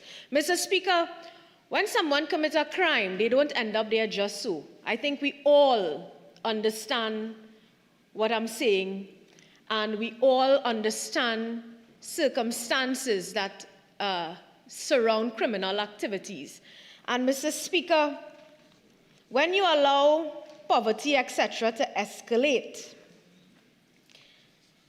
and processes under your respective ministries not to be updated to reflect current standard of living, etc., you worsen the circumstances in society.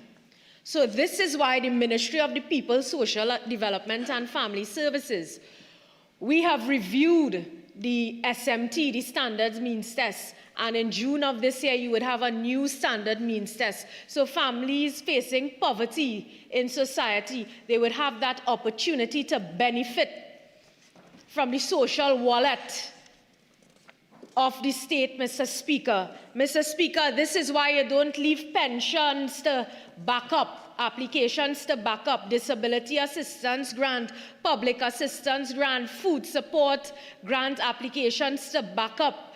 Mr. Speaker, you put officers where you are lacking officers so that you can deal with those applications so poverty does not escalate in society, Mr. Speaker.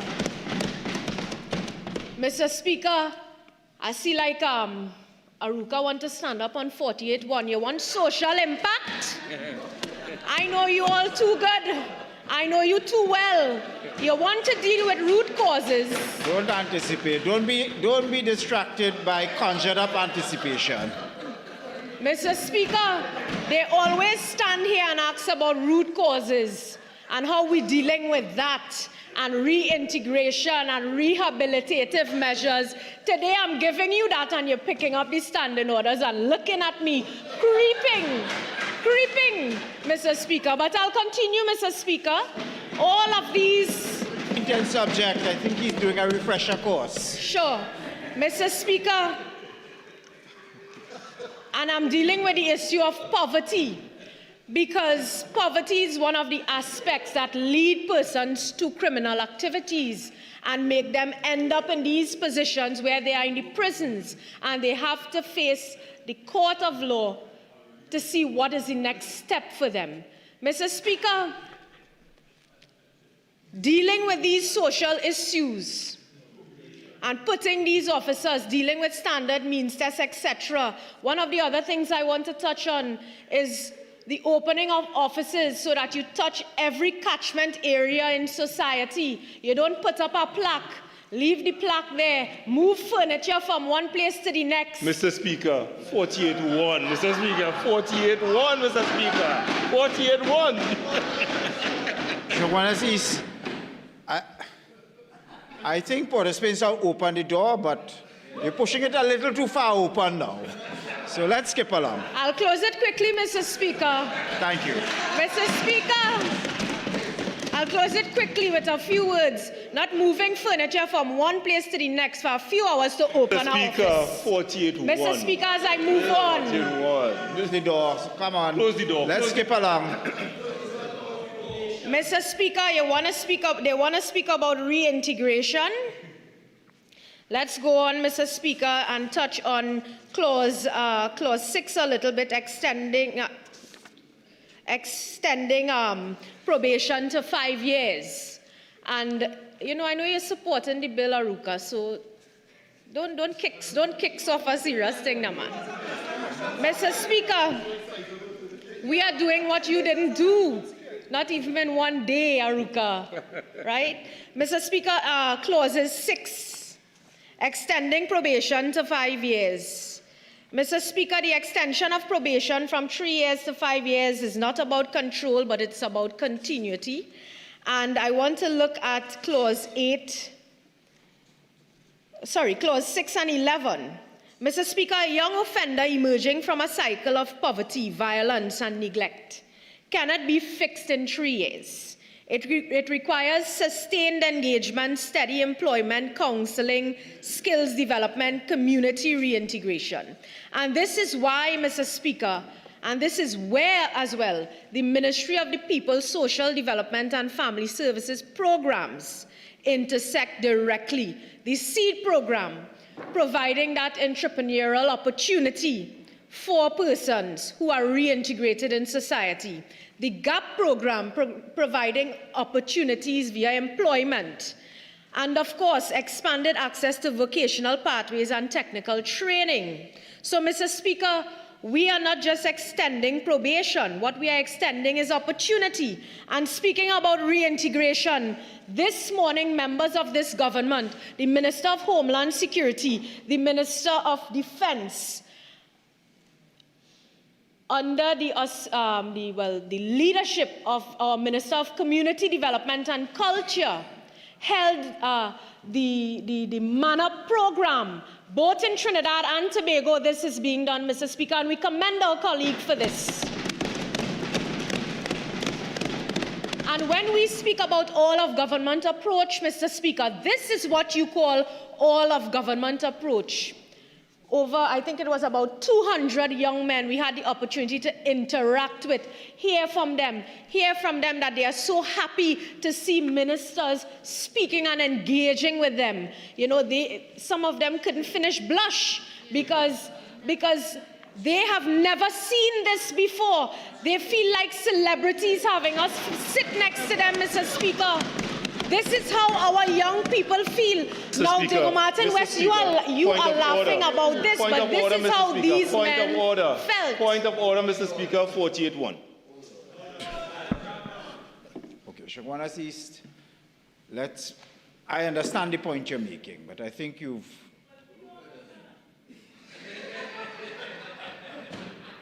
I'm not here to adjudicate on inadequacies. Shagwanas West, let's just move along a little more quickly, shall we? Shagwanas East, sorry. Mr. Speaker, all I'll do is ask him to man up. Mr. Speaker, I am speaking about young men from different communities in this country when they are the ones asking about reintegration and what we are doing in terms of root causes, and you are standing up on irrelevance. Mr. Speaker, I cannot understand that. Mr. Speaker, they are asking us about rehabilitative measures.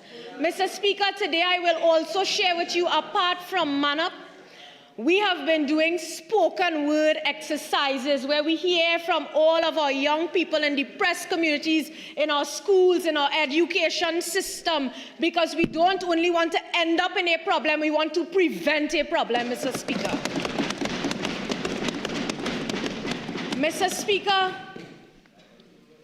preventative as well, or anti-bullying and gender-based violence project launched through our education system. So what we are doing as well is we are launching several programs through the education system as a preventative measure.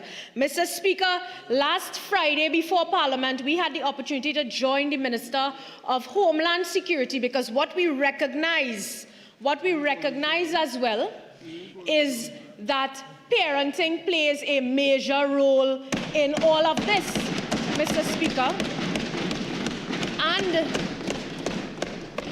And the Ministry of the People's Social Development and Family Services, in collaboration with Ministry of Homeland Security, would have launched the National Parenting Workshop for Trinidad and Tobago. Mr. Speaker, dealing with rehabilitative and preventative. When they chose to ignore the issues of poverty and all the contributing factors as to why our young people, our young men and women end up in these positions, we did not ignore it. We accepted the child poverty report after UNICEF spent money in this country. We accepted the report. What we also accepted is, instead of moving to a national poverty reduction strategy, we have decided as a government we will focus on our children by developing our national child poverty reduction strategy prior to a national poverty reduction strategy. Mr. Speaker, this is prevention. And prevention, Mr. Speaker, is better than cure.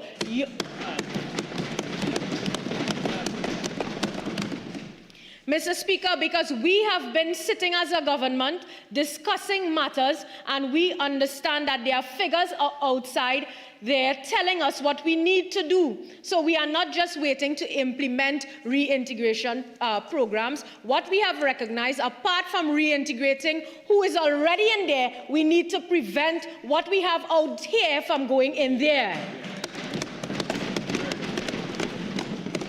Mr. Speaker, Clause 8, which refers to conditions that transform lives, it allows the court to impose structured, meaningful conditions such as community service, electronic monitoring, curfews, etc. Mr. Speaker, when I speak about community service, we are not speaking about the community service that the PNM believes in. Because, Mr. Speaker, I want to refer to an article dated 2nd April 2012, headlined, "Prisoners working at private homes is not community service." So when we speak reintegration, Port of Spain South, and reintegration also, community service plays a part in reintegration into society. I hope you understand what community service means, because I don't think previous members of previous members of your previous administration understand what community service means. Because, Mr. Speaker, listen, former Minister of State in the National Security Ministry, Donna Cox, and I'm quoting, used prisoners to do landscaping at her private residence. Mr. Speaker, so we are speaking real integration, but that is their type of Mr. Speaker, point of order, please. 48-1. Where is that from? Just tell you where it from.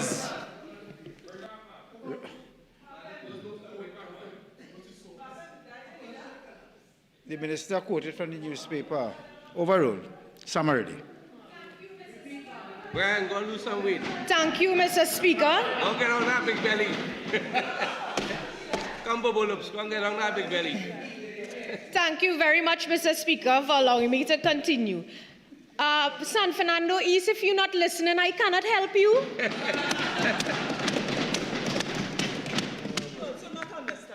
Yes? So, and that's a usual thing with him, because, Mr. Speaker, community service for them was that of prisoners or persons on probation services, etc., landscaping their private yards. That's not community service for us. Community service is being a part of your community, doing things in your community to reintegrate into society.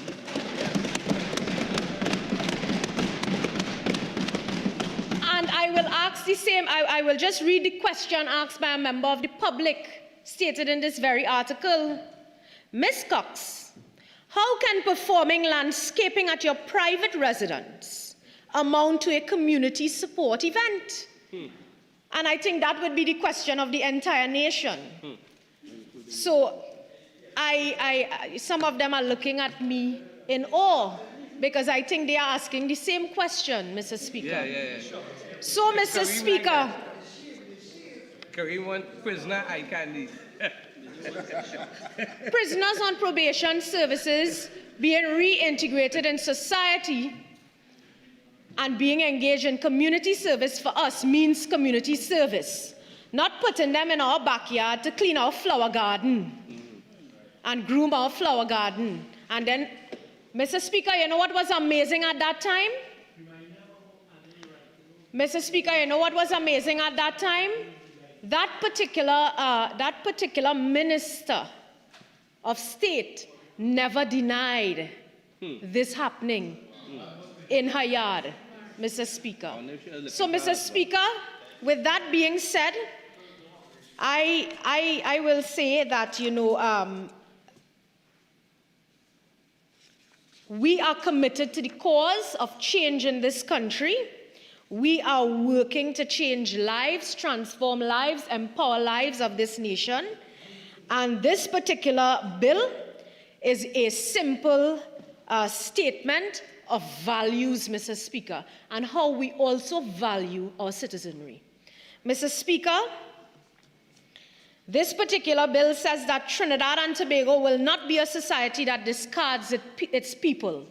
It would be a society this particular bill, Mr. Speaker, says that justice will be firm but fair. It says that rehabilitation is not a slogan. It says that rehabilitation is a system, Mr. Speaker. Mr. Speaker, and above all, it says that this government understands something fundamental. Mr. Speaker, it says that when we invest in people, we strengthen a nation. Mr. Speaker, and this is what we have been doing. We have been giving land to the landless. Mr. Speaker, this morning I saw my colleague for San Juan Barataria giving persons leases, opening up.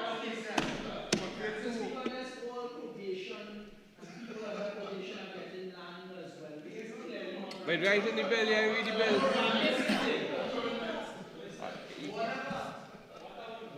All right, okay, enough of that. Shagwana Sis, let's try to move on to Yes, a Mr. new... Speaker. So, Mr. Speaker, All I was saying is we are about delivery and investing in our people. And that is a part of investing in our people. In the social services ministry. Because part of it is to have the prisoners reside in certain areas.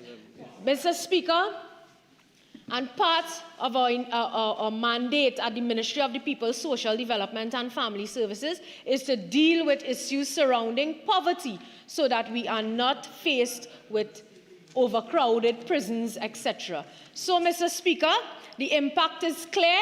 This government is working under every ministry we are delivering to prevent our nation's youth and others from reaching the prison. And, Mr. Speaker, we've outlined clearly that we have been engaging in reintegration projects through the Social Services Delivery Ministry, through the Homeland Security Ministry, and the Community Development Ministry. This is collective approach, and this is delivery from your government. Mr. Speaker, I commend this bill to the House, and I support my colleague fully. For Laventille West.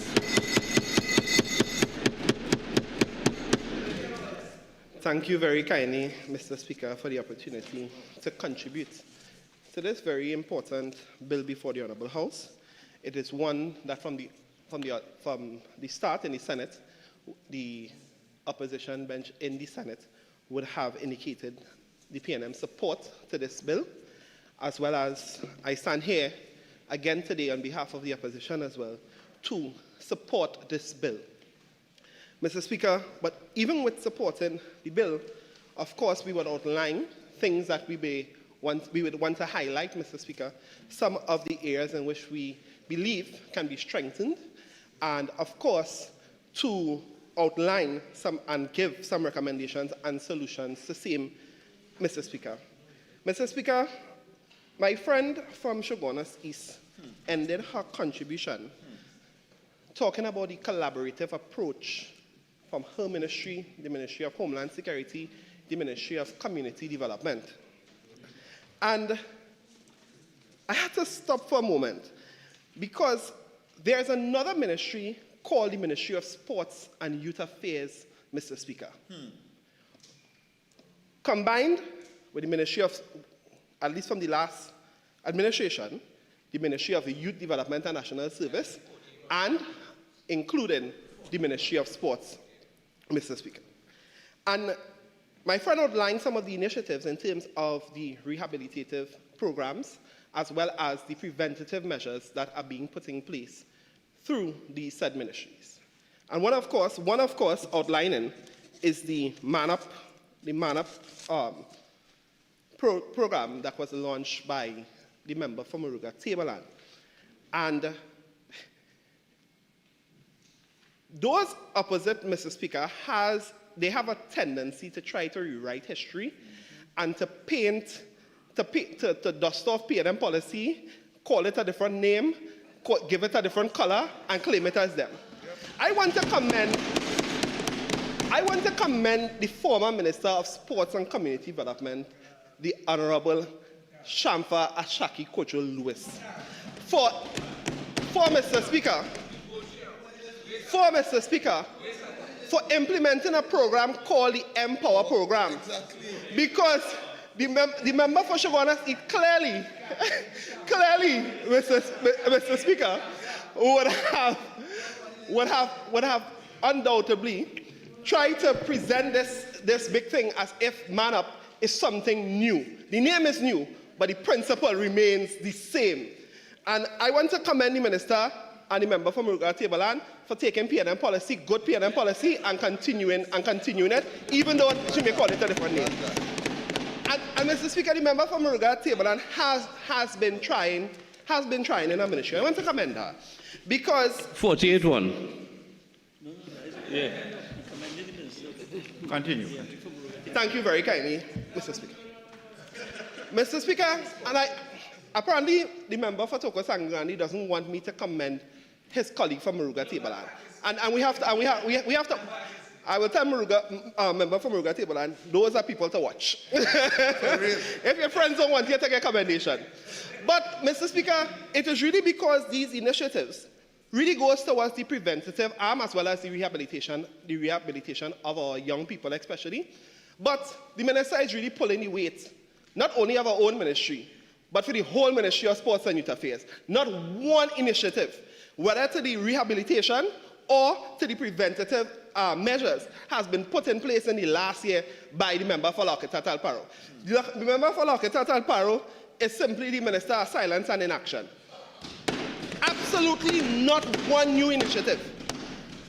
And Mr. Speaker, as I move on from that point, I want to take a look very, very, very closely to the bill that is in front of us, Mr. Speaker.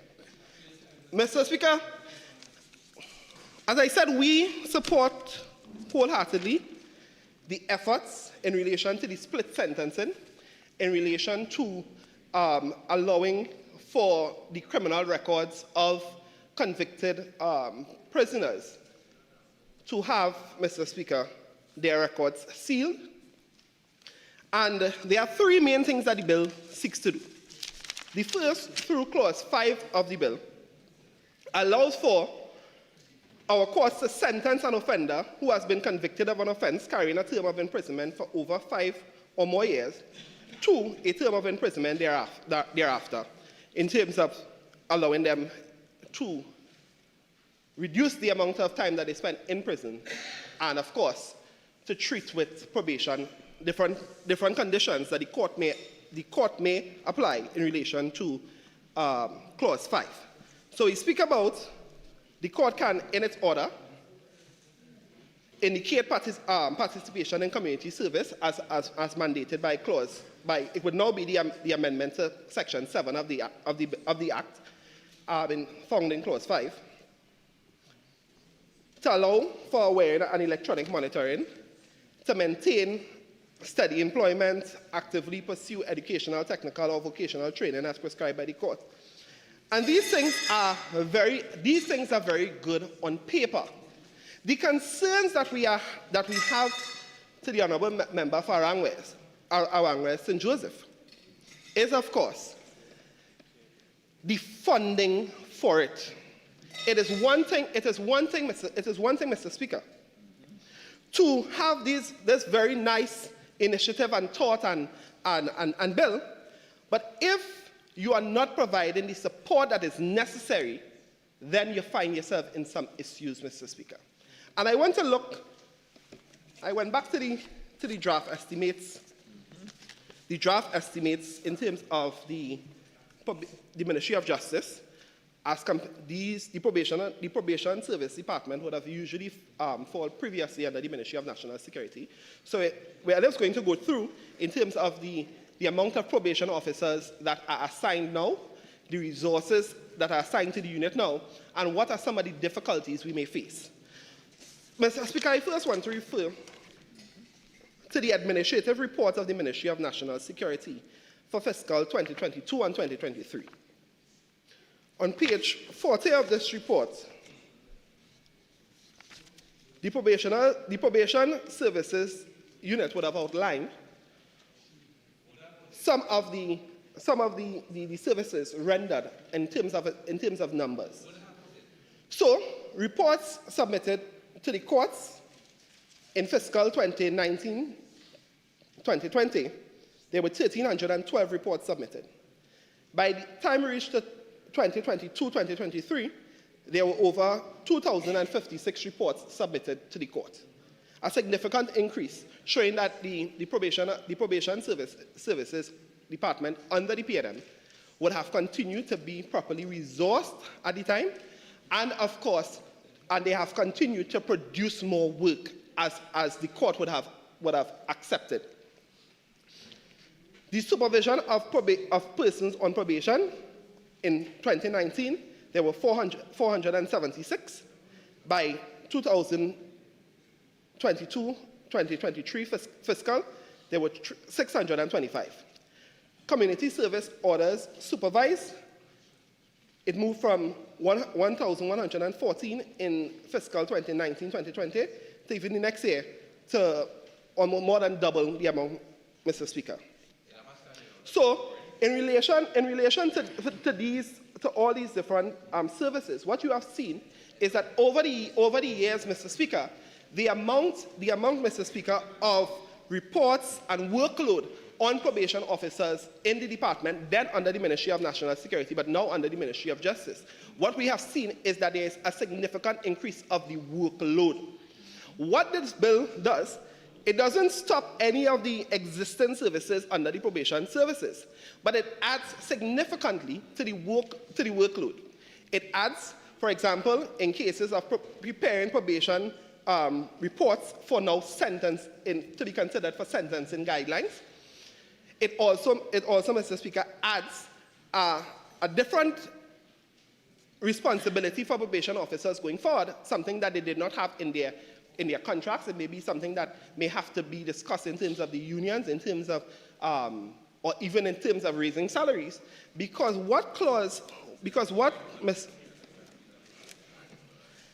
Mr. Speaker, in clauses 9 and 10 of the bill, clause 9 would provide for the section 9 of the Act to be amended to enable a probation officer to lay a complaint before the court where a probationer is in breach of the probation order.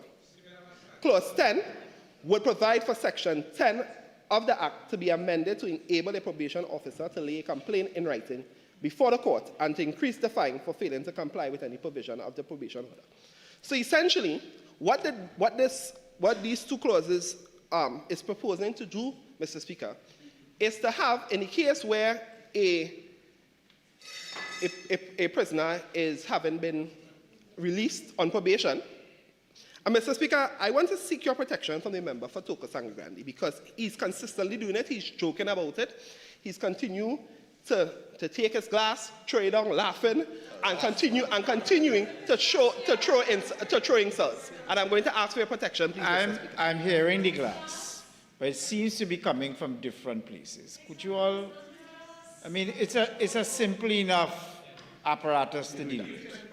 So stop that. Whatever is doing it, if you're doing it deliberately, please. And I'm not hearing the insults, Toko Sangrandi.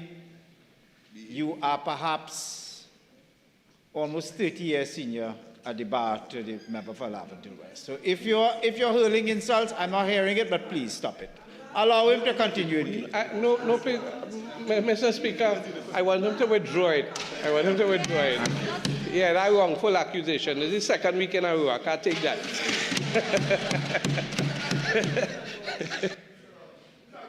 Thank you very kindly, Mr. Speaker. My friend and senior in the profession knows exactly what he's doing. But Mr. Speaker, as we get back to clauses 9 and 10 of the bill, Mr. Speaker, what it does in terms of giving this extra layer of work for probation officers now to come before the court and lay complaints as complainants before whether it's the district court or the High Court of Trinidad and Tobago, and if a breach occurs, and then essentially prosecute the matter. The effect of this, Mr. Speaker, when you have many of the probation officers being on short-term contracts, is that you may find yourself in a lacuna in the law where you have probation officers who may be, let's say they're on 3 months, 6 months, lay a complaint, and then leave the division. There's no provisions whatsoever in the bill that allows for any substitute probation officer to act as complainant or anything of that effect. It cannot be assumed that a similar position to that of a police officer being a complainant and the commissioner of police having the right to appoint a substitute complainant in order for a matter to continue. What you would have is probation officers who may leave the probation services department while they have active matters before the court, and those matters would collapse. So I'm putting this suggestion for consideration by the Honourable Minister of Justice to consider provisions, whether by way of amendment or in this round, or to come back at a later time, in order to allow for substitute probation officers. But apart from that, Mr. Speaker, let's look at what, in terms of the amount of staff assigned to the Probation Services Department, as well as the amount of monies that was allocated in this fiscal. Because I would like to think that before the budget was laid before this Honourable House last year, that my friend from around West St. Joseph would have outlined both his legislative agenda as well as the programs that he intends to put in place under his ministry. And if that is the case, then the member for Faizabad clearly did not take into consideration or anticipated that the Minister of Justice would be allowed to come here to lay this bill.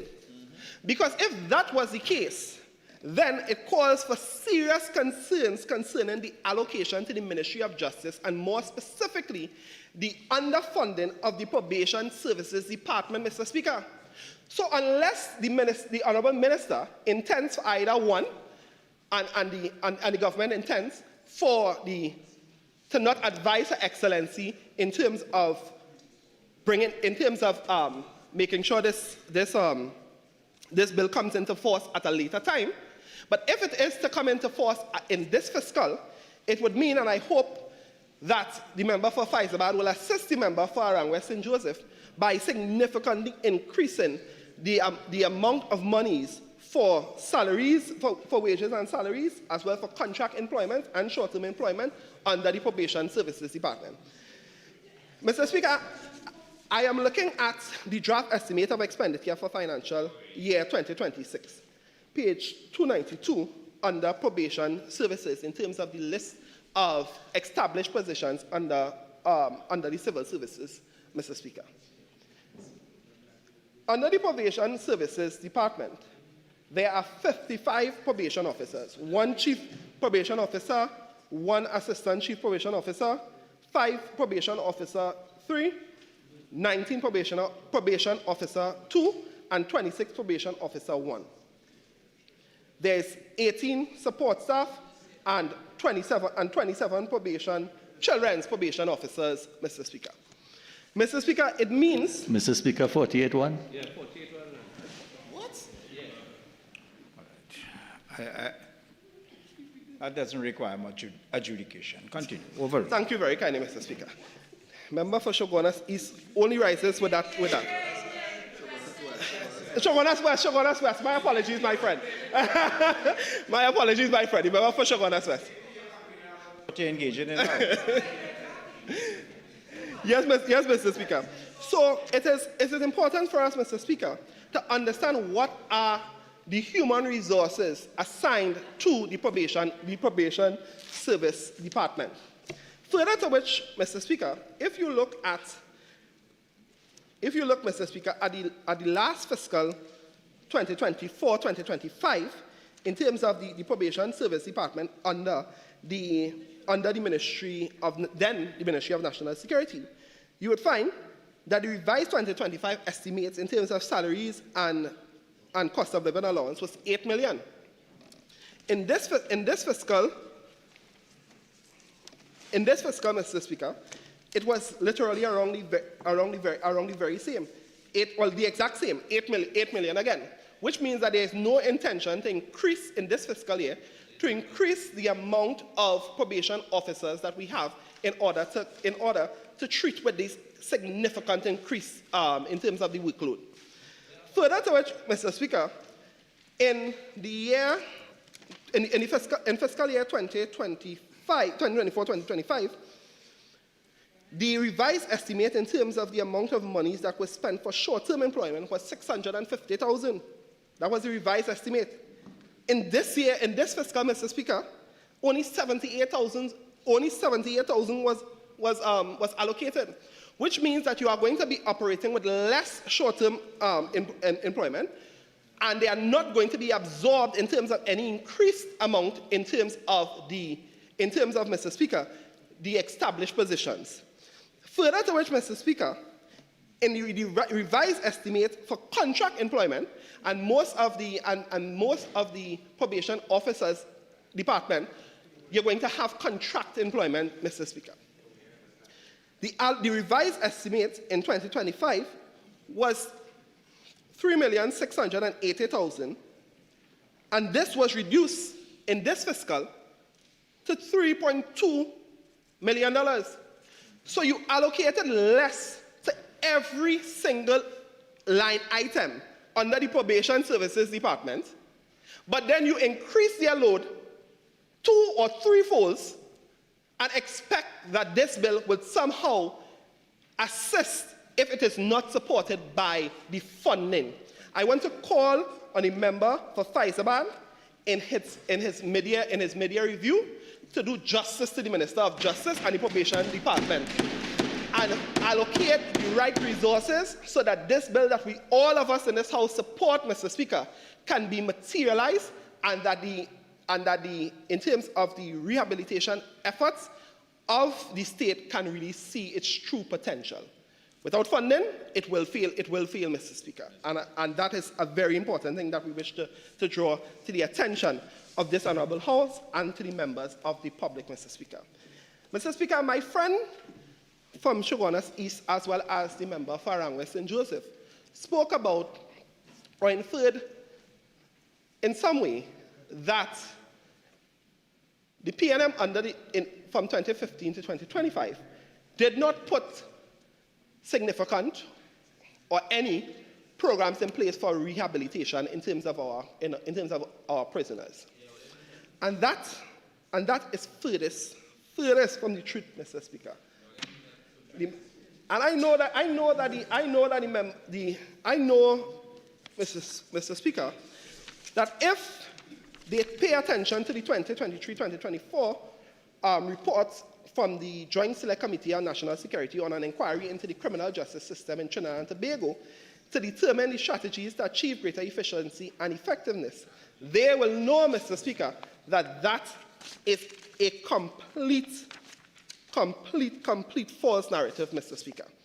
And let's get down to numbers, because my friend indicated, and my friend called out from Shogunas East would have called out in terms of some of the amount of prisoners in the Tobago prison, the Port of Spring prison, the remand prison, as well as the Golden Grove prison, Mr. Speaker.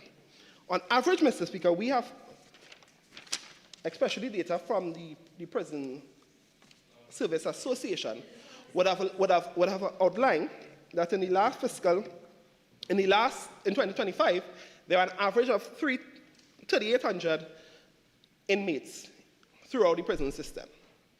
And 2/3 of that really forms part of the persons who are on remand. And for persons, and for the benefit of the public, when we say that 2/3 of the prisoners are on remand, it simply means that they have been charged for an offense, they have been brought to court. However, their matter is still pending. There is no finding of any guilt or otherwise.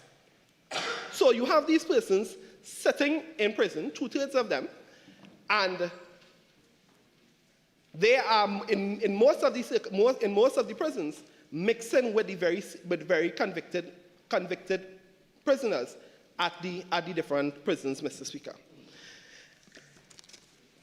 And the prison system, the prison service, Mr. Speaker, whilst they have a list of programs in terms of YTEP, CSEC CAPE, primary school leaving courses, anger management, and so on, what you find is that these programs were really designed initially for convicted inmates.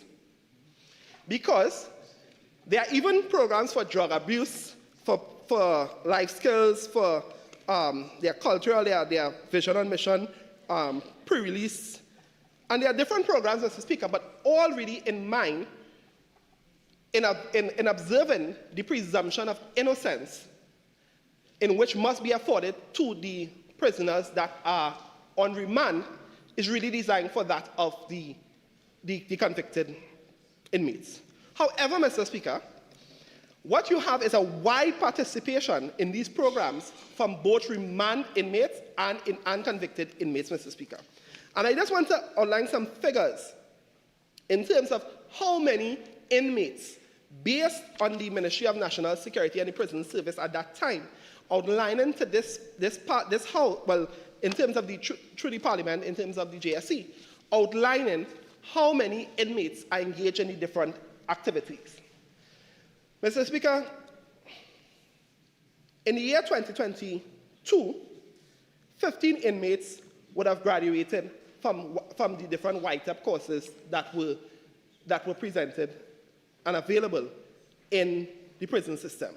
Now, that was during COVID, and if you throw back to 2018, the average consistently were around 100 inmates participating in these things, but because of COVID, they had to reduce numbers and so on. In terms of CSEC Cape, you have an inmates, and this, Mr. Speaker, that is between 2018 and 2022. It was a 5-year plan that was outlined in terms of ensuring the data. And this is evidence that the People's National Movement, under the stewardship of Dr. the Honorable Keith Christopher Rowley, invested heavily, Mr. Speaker, in terms of the rehabilitation programs and process in our prisons. In terms of primary school leaving certificates, 12 inmates participated in that year, Mr. Speaker. Anger management, 10 inmates participated. The inmate development program, 20 inmates would have participated. The vision and mission, pre-release, 14 inmates would have participated. In terms of the life skills, 39 inmates. Religious program, 532. Sports, 78. Family development and reintegration programs, 500. My friend from Shogunas, he spoke about the reintegration aspect for the women of the prison, which we welcome. But it is not something new. In 2022, 500 inmates would have graduated from this. It is evidence that the People's National Movement was serious about and continues to be serious about the rehabilitation of our nation's citizens. It is evident, Mr. Speaker. You had, Mr. Speaker, in terms of cultural programs, over 700 inmates. Together, Mr. Speaker, you are looking at 1,960 inmates in the year for only 2022 that would have participated in this program. And if you combine the 2018 to 2022 figures, Mr. Speaker, you would find that 11,386 inmates would have benefited from these rehabilitation programs. And I want to salute, because I don't want it to sound, if the members of the public are listening to members opposite, they may believe that our prison officers are not working extremely hard to treat with the rehabilitation of our citizens, Mr. Speaker. And I want to commend the Trinidad and Tobago Prison Service and the hard-working officers, the NGOs that continue to go into the prisons, the cultural groups that continue to go into the prisons, the religious organizations that continue to go into the prisons, and put true and meaningful initiatives in place to try to rehabilitate our citizens in prison, Mr. Speaker. And Mr. Speaker, a lot of these programs, the vast majority of them, even when it comes from non-profit organizations or non-government organizations, such as Vision on Mission, such as the Spiritual Baptist Church, and different arms in terms of civil society, continue to go into prison and to invest in our citizens. These were properly funded, Mr. Speaker, by a PNM-led government. And we cannot discount that and make it look as if it is only in 2026, all of a sudden, rehabilitation efforts are being made. That is for the truth, Mr. Speaker. Mr. Speaker, in relation to the record, the provision of clause 12 of the bill, Mr. Speaker, and clause 12 of the bill would provide for a new section 15A, which would allow for a probationer to apply to the court for an order to have his record sealed. Mr. Speaker, in relation to clause 12, I want to commend this clause wholeheartedly. And I want to commend, and I want to commend Mr. Speaker, the Honourable Minister of Justice, in terms of this provision to give a fighting chance to a lot of our young people who sometimes may have minor infractions with the law, may have gone into prison, taken full advantage and use of the rehabilitation programs that we have offered in the prison service, especially under a PNM government. To allow, Mr. Speaker, these rehabilitated citizens to come out and have a fair chance and a fighting chance, Mr. Speaker. Mr. Speaker, I remember in 2024, late 2024, I was invited by the then Commissioner of Prisons. So you want your 15 minutes. Thank you very kindly, Mr. Speaker. I will avail myself the 15 minutes. Not all, Mr. Speaker. But, Mr. Speaker, I remember being invited by the Commissioner of Prisons at that time to come in to be a part of a panel in relation to a debate competition that was going on between the prison inmates as well as against the Cipriani Labour College students. Yep. And Mr. Speaker, these young citizens who, for whatever reason, have found themselves behind bars, has shown to me that once you give some of our young citizens a second chance, sometimes it may not even be a second chance, sometimes you may need to give them a third chance, Mr. Speaker, or a fourth chance. But when you give our young people chances in this country, Mr. Speaker, under the right program, the right investment, they can be some of the best citizens that Trinidad and Tobago has to offer. And I want to commend those inmates at the time. It was a blend between young women and men in the prison. For they were well researched, Mr. Speaker. They articulated their points very well, Mr. Speaker, and they were on point in terms of they were at a clear example, Mr. Speaker, of what will happen if you truly invest in these spaces. They even won the debate, Mr. Speaker.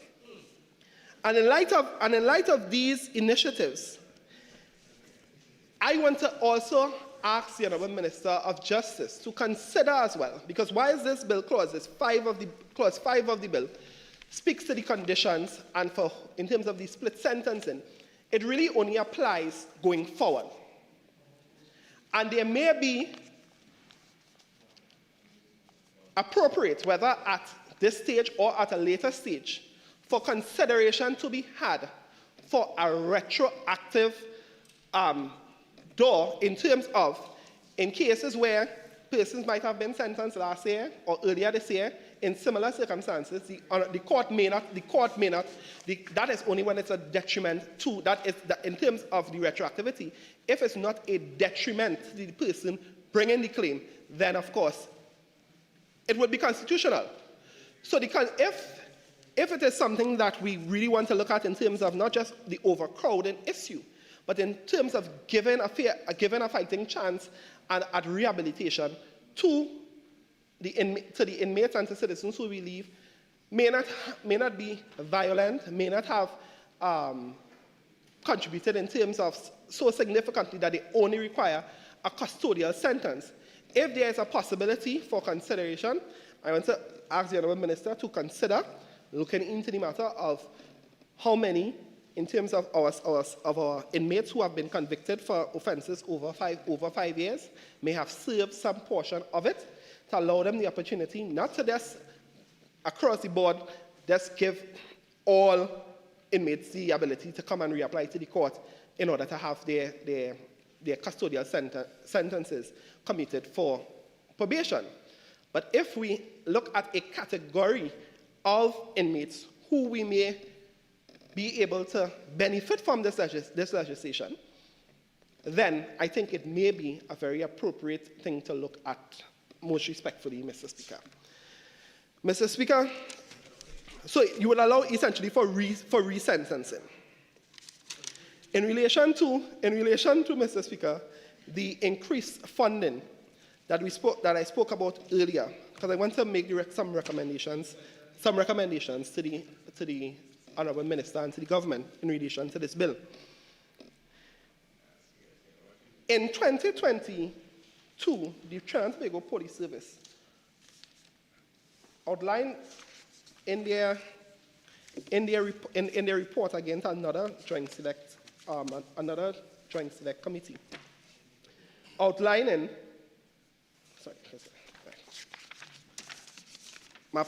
So the letter is dated the 18th, it's 2019, my apologies. The letter is dated the 18th of December 2019 and it's addressed to the then Clerk of the House from the Office of the Director of Legal Services, Legal Unit of the TTPS.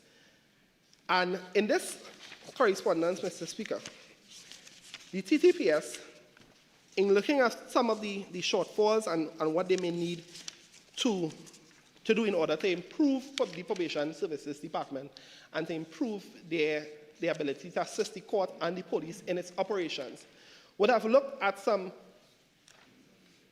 recommended training programs that probation officers can undergo in order to improve.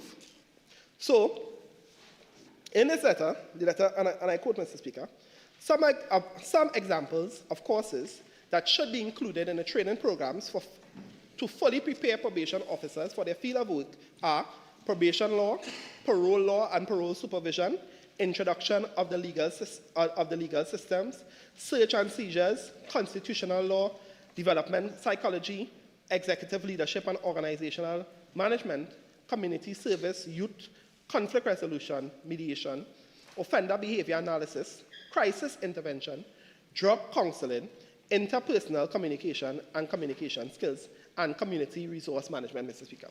Mr. Speaker, of course, this would have been from 2019. And what this bill seeks to do, amongst other things, is to allow for probation officers to act as complainants.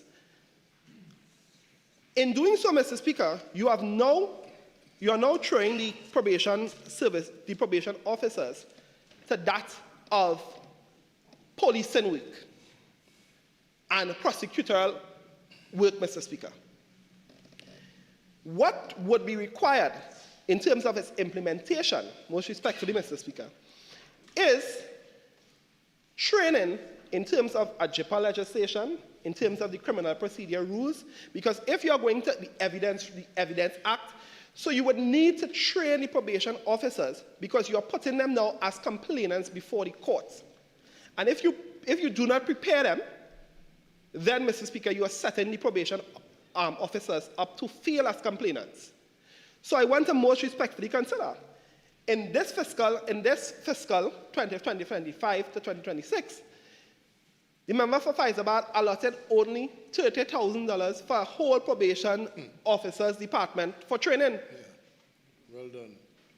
$30,000, Mr. Speaker. If you have this large increase in terms of the load and responsibility of our probation officers, then it's clear that you need, most respectfully, to allocate much more funding for training of these officers in terms of their new roles and responsibilities. And it may also be, Mr. Speaker, consideration to look at whether it is in terms of with the unions, because what we are essentially doing is saying that probation officers who were hired 5 years ago or 8 years ago, you are retroactively putting new roles and responsibilities under their contractual terms. And that cannot be done, in terms of a one-sided approach. It has to be done with a lot of collaboration, Mr. Speaker, as well as consultation. So, Honourable Minister, I want to recommend in terms of that you ask your friend from Faizabad for money to train these probation officers in relation to the new roles of being complainants before the court. After you put everybody on the breadline. Further to which, Mr. Speaker, in relation to same, it is important that the Probation Services Department, we may have to look at the possibility of recommending and for consideration increasing the amount of, in terms of the civil service establishment for established positions for much more probation officers when you are looking at this case, Mr. Speaker. Because you do not want to find yourself in a position where you're only offering 3-month contracts to these probation officers. And unfortunately, they may have to migrate, or fortunately, locally, they may get jobs elsewhere. And you find yourself in a position where the department is frustrated and overburdened with these new responsibilities, less staff, less resources, Mr. Speaker. Mr. Speaker, I know that this bill is laid and presented with the best of intentions. I have no reason to doubt that that is what the member for Arangwa St. Joseph is doing today. And the Honourable Opposition Leader has always indicated, Mr. Speaker, that when it comes to good legislation, we on the People's National Movement side, this opposition bench, Mr. Speaker, that we would support good legislation in the best interest of all the citizens of Trinidad and Tobago. Today, Mr. Speaker, is an example of just that. Because you would have the members opposite from the moment you don't vote for a bill for them or don't support a bill. Yes, a traitor, you hate this country. Mr. Speaker, further to which, Mr. Speaker, I want to commend the independent bench in the Senate and the opposition senators for also supporting this bill, Mr. Speaker. Because members opposite would have you believe, Mr. Speaker, that when it comes to good legislation, Mr. Speaker, that they are on their own, that we don't support any good legislation, and that is the furthest thing from the truth, Mr. Speaker. So, Mr. Speaker, I stand here, and I too, in terms of the recommendation, other than the recommendations that were made by both my friend and my learned, by myself and my learned senior, and member for Port of Spain South, who had a sterling contribution and brought into perspective all different arms of this, Mr. Speaker. I want to commend the member for Port of Spain South. I want to, with the recommendations, to commend wholeheartedly my support, the support of Lavantil West, and the support of the opposition of the Republic of Trinidad and Tobago. This bill to the House is a step in the right direction. We hope that the considerations in terms of the recommendations and solutions, Mr. Speaker, can be taken into consideration, and that we most respectfully, Mr. Speaker, can continue to develop a criminal justice system that would continue to benefit in terms of the wider population at heart, Mr. Speaker. And with those few words, Mr. Speaker, I want to thank you for the opportunity to contribute to this. All right, I propose to take the tea break now, and we'll suspend for 45 minutes. We come back at 5:15. Thank you very much.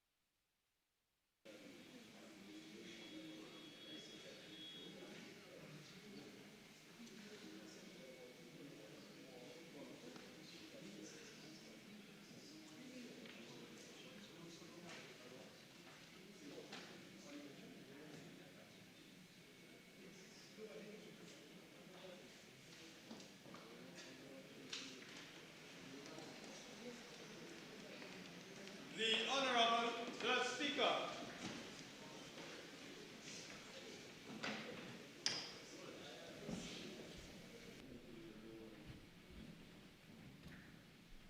Quorum.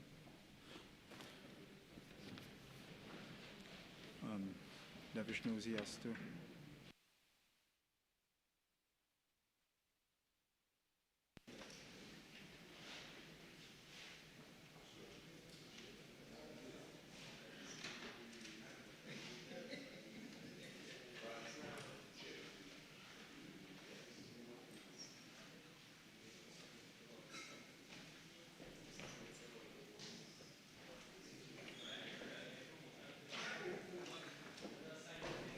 wind up.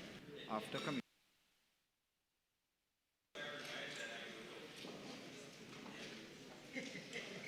for around West St. Joseph.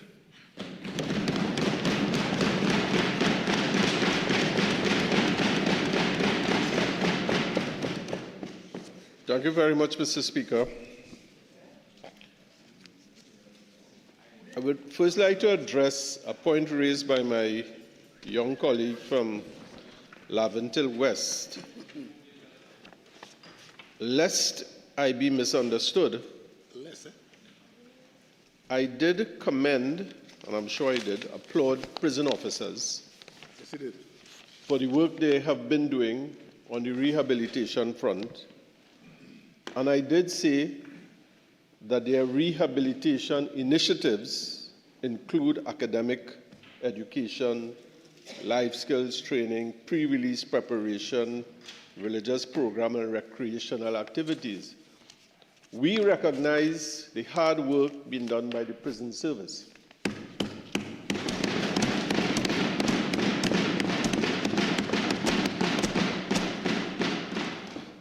I want to say I ventured there with groups before to speak to young prisoners in an attempt to help them find focus. And I recognize the immense work that they have done and have been doing. The point I was making, Mr. Speaker, is that a central core unit within the ministry was either disbanded, felt that there was no need for it, and I was making a plug for the reinstitution of that unit so that we have a central oversight committee and coordination of all rehabilitation programs. I just wanted to make that clear, Mr. Speaker, at the outset before I commence. Now, my friend from Port au Prince South, I think, asks the question as to why should we be using the probation service or the probation officers in this initiative.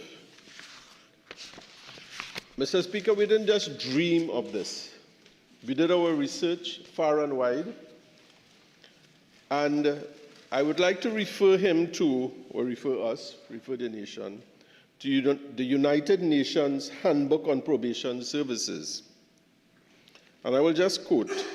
It states that the courts should take into consideration the rehabilitative needs of the offender, the protection of society and the interests of the victim, who should be considered wherever appropriate when making a decision on probation.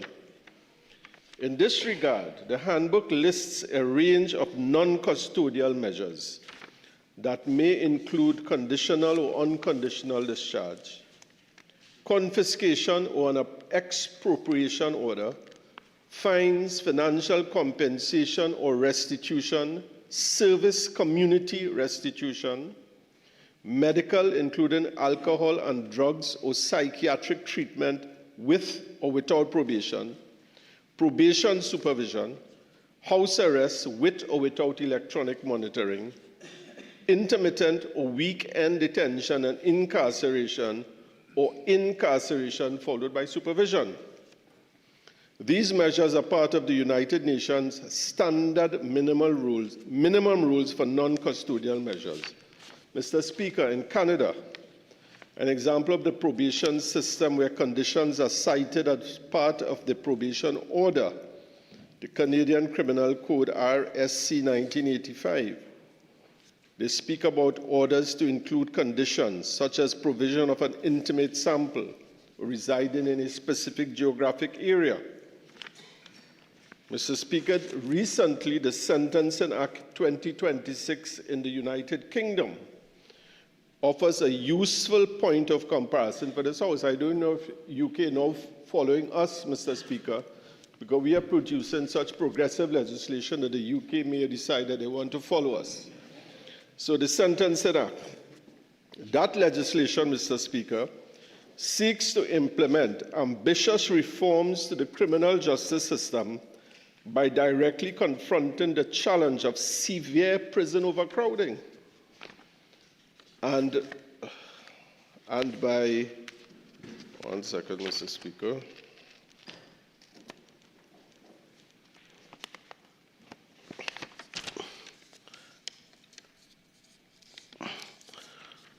And calibrating sentencing practices so that penalties imposed upon offenders more effectively promote rehabilitation and contribute to the reduction of crime.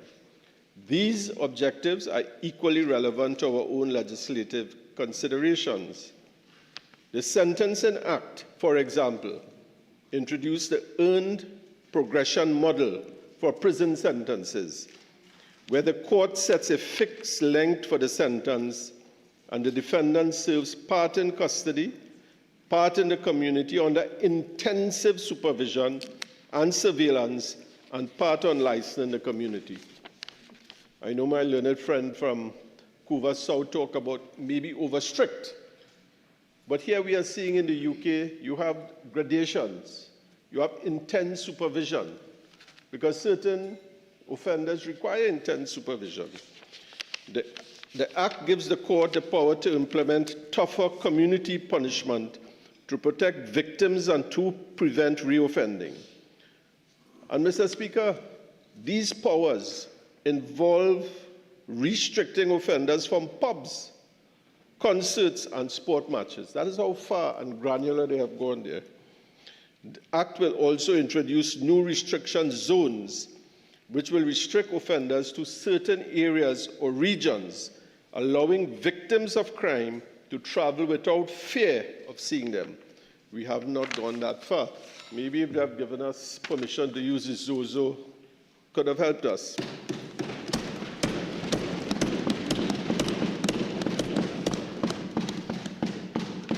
Another legislative model, Mr. Speaker, is the Bahamas Offenders Community Service and Supervision Order, Act 1999, where Section 7 provides for the court to make supervision order. Mr. Speaker, so I am just saying that these measures proposed in our bill are fully aligned with established international standards and are no more intrusive than those adopted in comparable jurisdictions. We have carefully calibrated to ensure there's no limitations on individual privacy and freedoms. So, Mr. Speaker, that is why, in answer to my learned friend from Port of Spain North, why probation? Now, there was some noise made about the actual provisions that are contained in proposed 7.4, where the court may make probation orders that contain certain provisions, and we went through all of them. There are about 7 or 8 of them. And there was some criticism leveled against those provisions. But, Mr. Speaker, what we are doing here, we are creating options to a court. This is not mandatory that all of these provisions are going to be implemented at one time or ordered. A court faced with a particular situation with an offender, getting a risk assessment from a probation officer, and getting the history of that offender, will make an order tailor-made to that particular offender. It may choose 1 out of the 8, 2 out of the 8, or 3 out of the 8. So it's not that all are going to be implemented at one time. So I hope that allays the fears of my friend with regard to that point. Another point raised is the resources of the probation office, whether or not it can take this extra load, so to speak, if this bill or when this bill is passed. Mr. Speaker, I have already explained the Probation Act was created in 1946. Amendments have been made along the way to cater to evolving situations. When the Children's Court was established by the Family, Children and Division Act No. 6 of 2016, we didn't have children probation officers. What the government did, they went to cabinet and created positions for about 20 or 21 of these children probation officers, and it was granted, and they have been employed on 3-year contracts from time to time until the government, the CPO, I think it is, has to, the chief personnel officer, let me make sure I get it correctly, the chief personnel officer inability to complete the reclassification exercise for the permanent and pensionable offices of the Children's Probation Officer 1, 2, and 3 has hindered the DPA to fill the offices on the staff establishment. So it's not for want of trying. Similarly, for the Juvenile Offenders Act, juvenile probation officers were created. So what I want to tell my learned friends is, once this has passed and the courts require more probation officers, we are going to take a note to cabinet to employ more probation officers. We are not going to put the load on the existing probation officers. So rest assured, my friends, that we are resourcing and we are going to make sure that this works.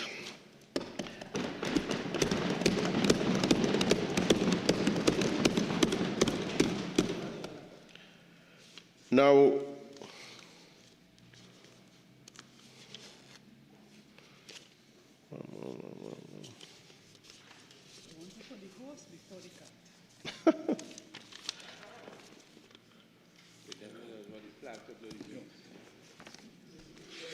with regard to the economics of the prison system, I will just give a bit of information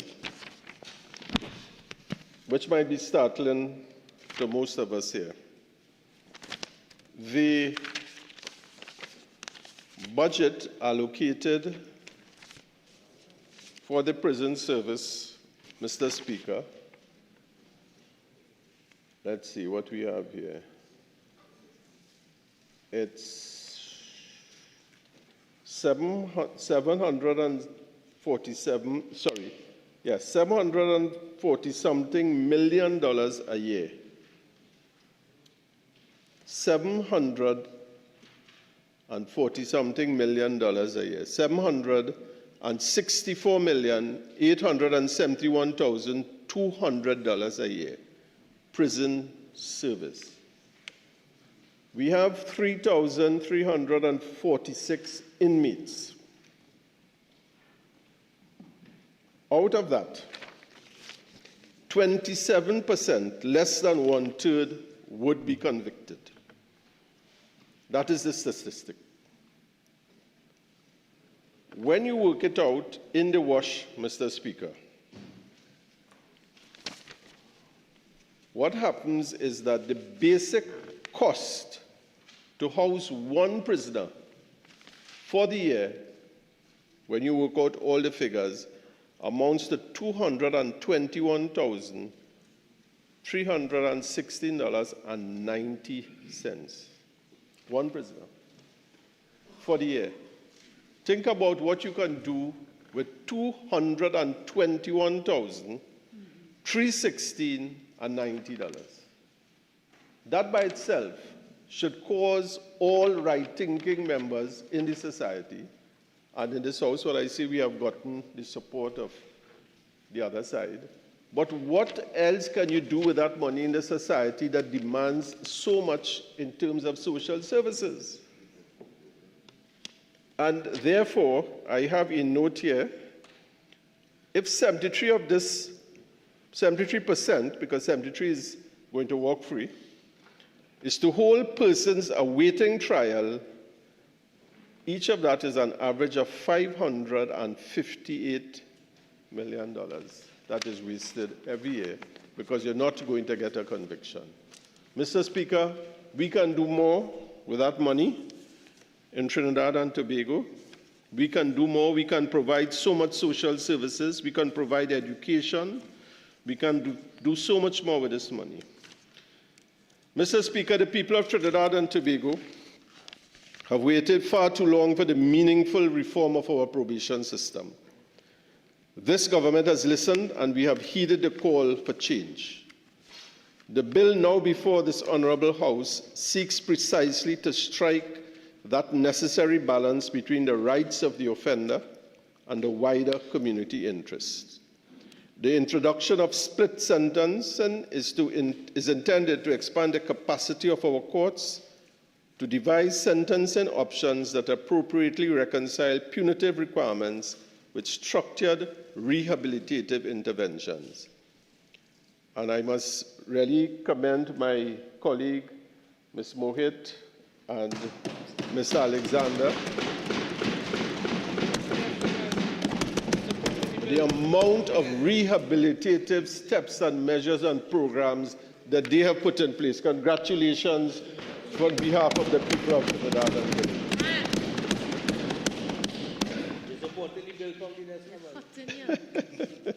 In doing so, the proposed framework aims to alleviate long-standing systemic challenges, particularly the persistent issue of overcrowding within our nation's prisons. The people of Trinidad and Tobago, I have said, have waited too long for substantive and lasting reform. This bill carefully and deliberately achieves a proper balance between accountability and opportunity, between punishment and rehabilitation, and between the protection of individual rights and the advancement of the collective good. Let us give those in our society, Mr. Speaker, a second or even a third chance. Thank you, Mr. Speaker. I beg to move.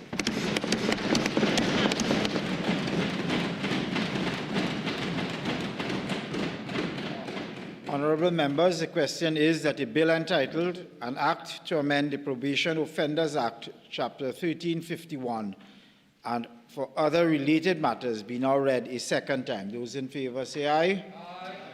Those against, no. The ayes have it. A bill entitled An Act to Amend the Probation of Offenders Act, Chapter 1351, and for other related matters. Minister of Justice. Mr. Speaker, in accordance with Standing Order 681, I beg to move that the Probation of Offenders Amendment Bill 2026 be committed to the Committee of the Whole to be considered clause by clause. Honourable members, the question is that the Probation of Offenders Amendment Bill 2026 be committed to the Committee of the Whole to be considered clause by clause. Those in favour say aye. Aye. Any against say no. The ayes have it. This House shall now go into the Committee of the Whole to consider this bill clause by clause.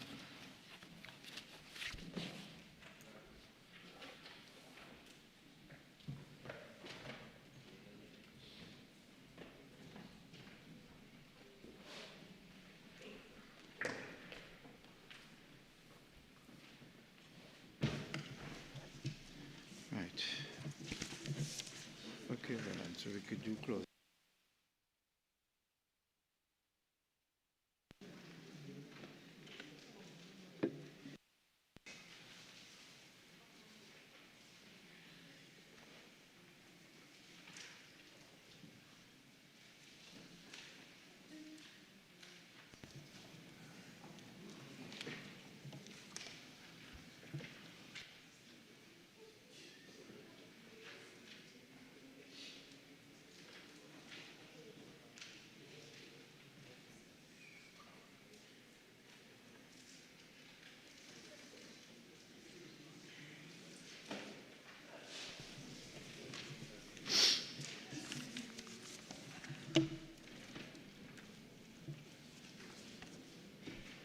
We ready? The amendment.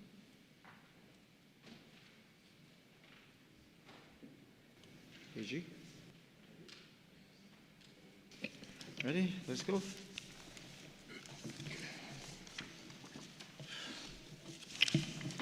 Clauses 1 to 4. The question is that clauses 1 to 4 stand part of the bill. The question is that clauses 1 to 4 now stand part of the bill. Those in favour say aye. Aye. Any against say no. The The ayes have it. Clauses 1 to 4 now stand part of the bill. Clause 5. The question is that Clause 5 stand part of the bill. Port of Spain South. In accordance with the circulated amendment, we are proposing that we insert a clause 6 that reads, the court is empowered to impose a monetary fine as part of or in lieu of a probation order, in particular in cases involving a minor, non-violent offences. The rationale for that is, as was stated before, that you kind of give the court a little more leeway and it may reduce the time for the probation. That's our suggestion, Mr. Speaker. Mr. Chairman, sorry. Clause, can we deal with the proposed B and C together? So it'll be saved some time? Mr. Chairman, we would want to insert a new section 3 that will read as follows. 3, capital A, the combined duration of imprisonment and probation shall not exceed a proportionate statutory cap. 3, capital B, the court requires a mandatory judicial review of probation conditions every 12 months. And 3, capital C, the probationer has a clear statutory right to challenge conditions, extensions, and enforcement actions. These are all our proposed amendments, and they all relate to Clause 5, Mr. Chairman. AG Minister. Chair, we thank the member for Port of Spain South on his thoughtful suggestions, but we're unable to agree to any of them.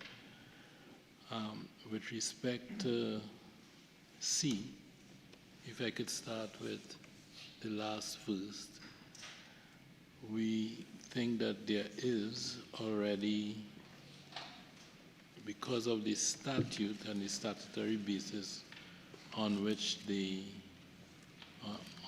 on which probation would lie, there would be recourse to, as of necessity, judicial review, public law remedies. In respect of B, we think that the minister's contribution, in which he referred to Benjamin and R,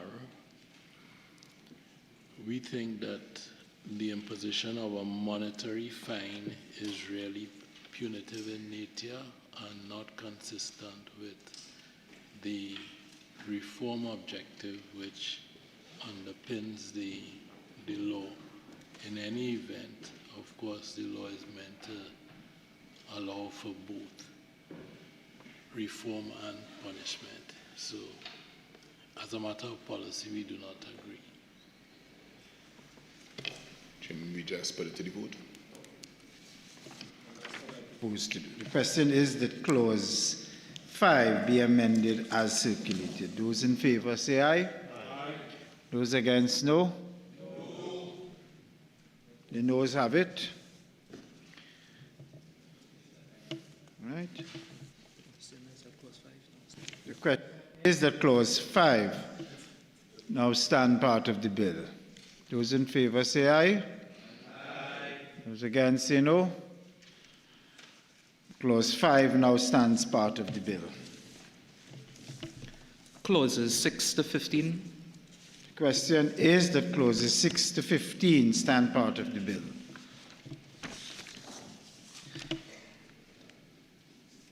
The question is that clauses 6 to 15 now stand part of the bill. Those in favor say aye. Aye. Any against say no. The ayes have it. Clauses 6 to 15 now stand part of the bill. Right. Honourable members, the question is that the bill be now reported to the House. Those in favour say aye. Aye. Any against? The ayes have it. The bill will now be reported to the House. Thank you very much.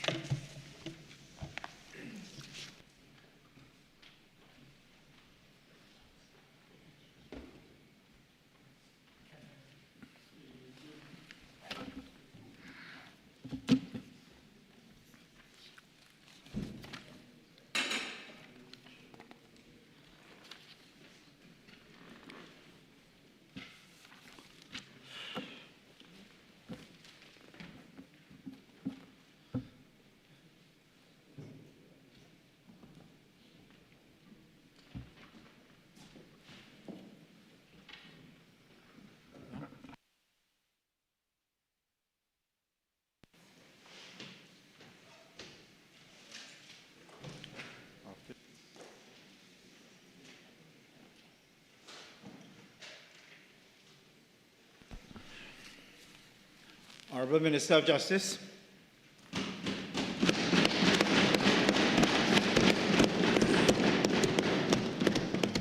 Mr. Speaker, I wish to report that the Probation Offenders Amendment Bill 2026 was considered in the Committee of the Whole and approved without amendments. I now beg to move that the House agree with the committee's report. The question is that this House agree with the committee's report on the Probation of Offenders Amendment Bill 2026. Those in favour say aye. Aye. Those against, no. The ayes have it. Honourable Minister of Justice. I beg to move that a bill entitled An Act to Amend the Probation of Offenders Act, Chapter 1351, and for other related matters be now read a third time and pass. Honourable members, the question is that a bill entitled An Act to Amend the Probation of Offenders Act, Chapter 1351, and for other related matters be now read a third time and passed. Those in favour say aye. Aye. Those against, no. The ayes have it. A division having been called for, the clerk will take the division.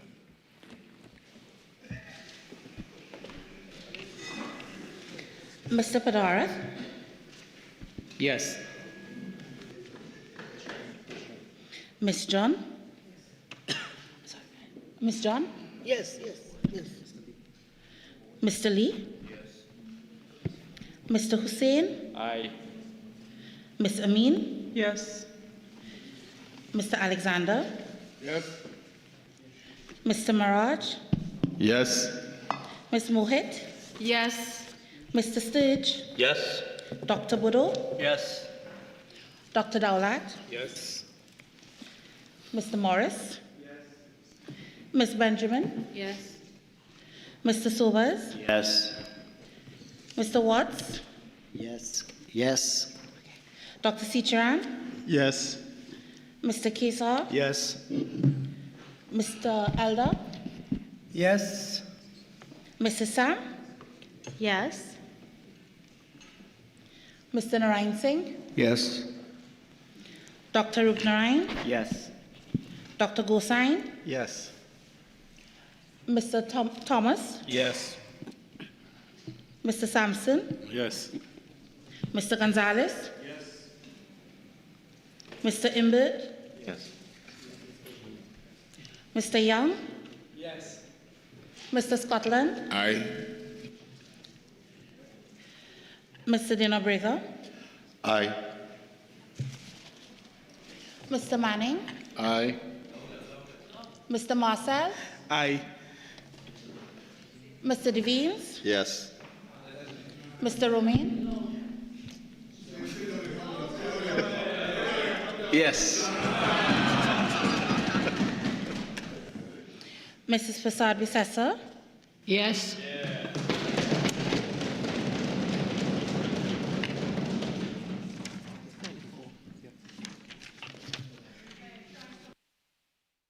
Division of 34 members voted in favour of the bill, no members voted against, and there were no abstentions.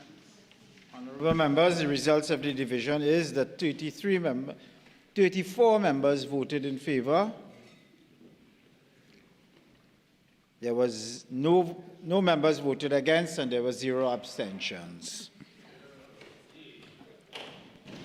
A bill entitled An Act to Amend the Probation of Offenders Act, Chapter 1351, and for other related matters. Reports from committees. Honourable members, before I call on the Leader of Government Business, you would have received a supplemental order paper. I now call on the member for Arangwa St. Joseph.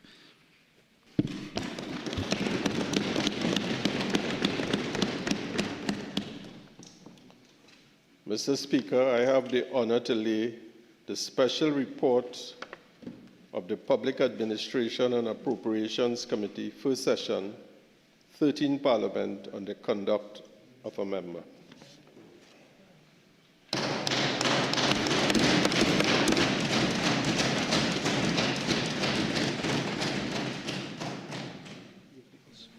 Leader of the House. Thank you kindly, Mr. Speaker. Mr. Speaker, I beg to move that this House do now adjourn to a date to be fixed. Honourable members, before I put the question on the adjournment, leave has been granted for 2 matters to be raised on the motion for the adjournment of the House. I now call on the member for Diego Martin Northeast.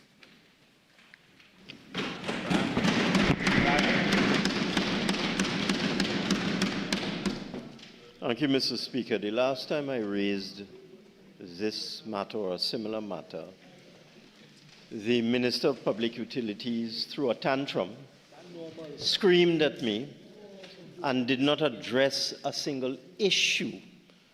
His contribution was to read out some newspaper article which quoted anonymous sources and therefore had no factual basis, but he did not deal with the issues.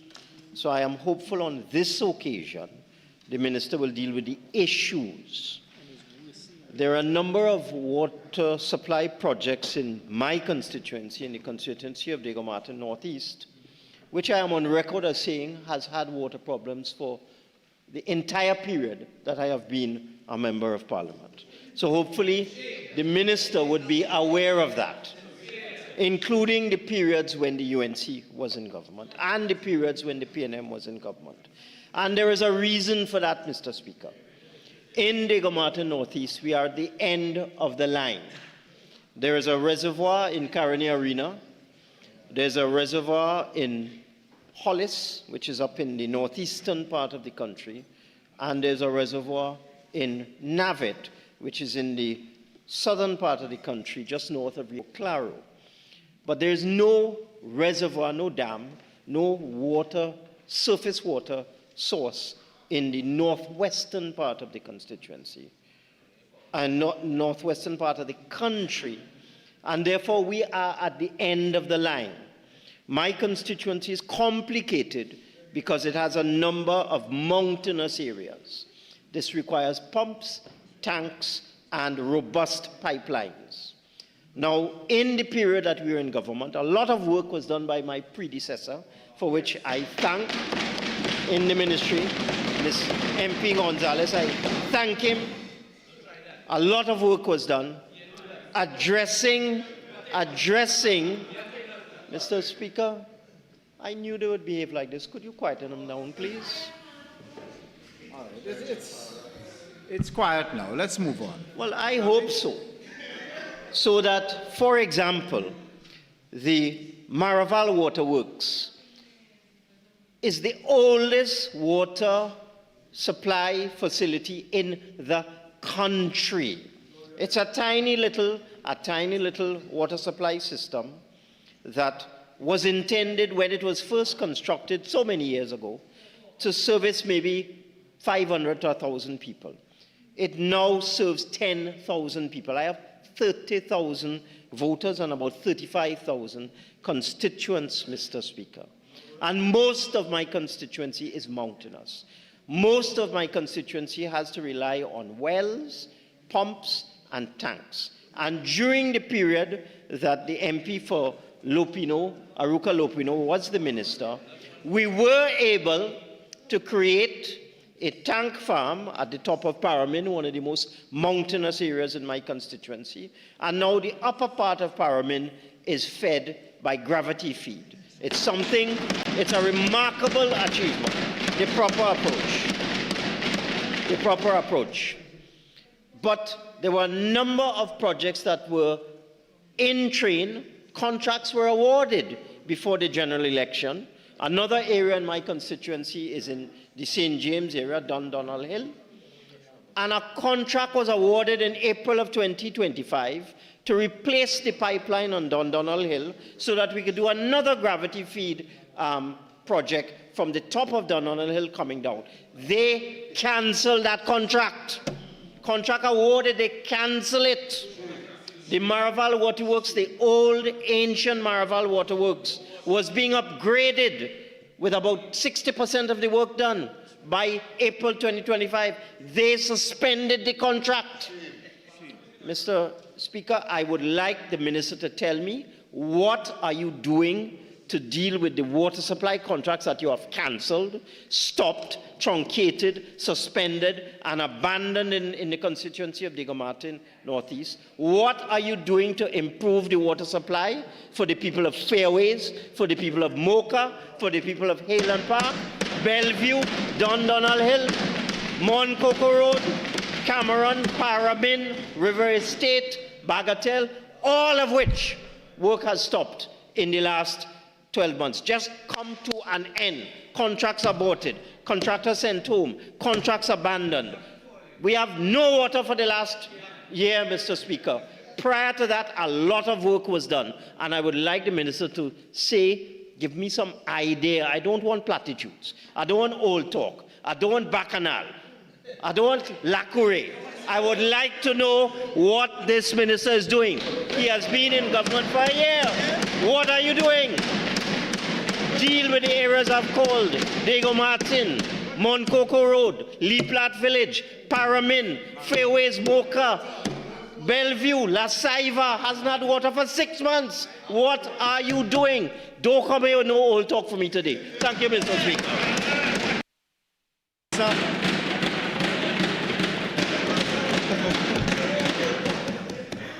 Mr. Speaker, they say if you don't laugh, you'll cry. Mr. Speaker, as the old adage says, if you don't laugh, you will cry.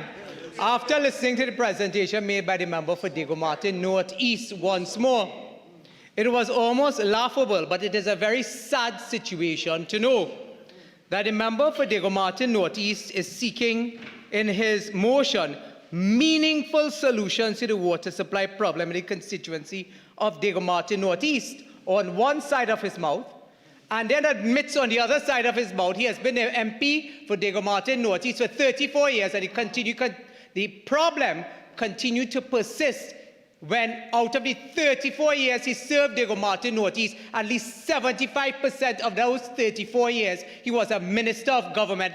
10 years as Minister of Finance, responsible for financing these water projects, but yet absolutely nothing for the people of Diego Martin Northeast.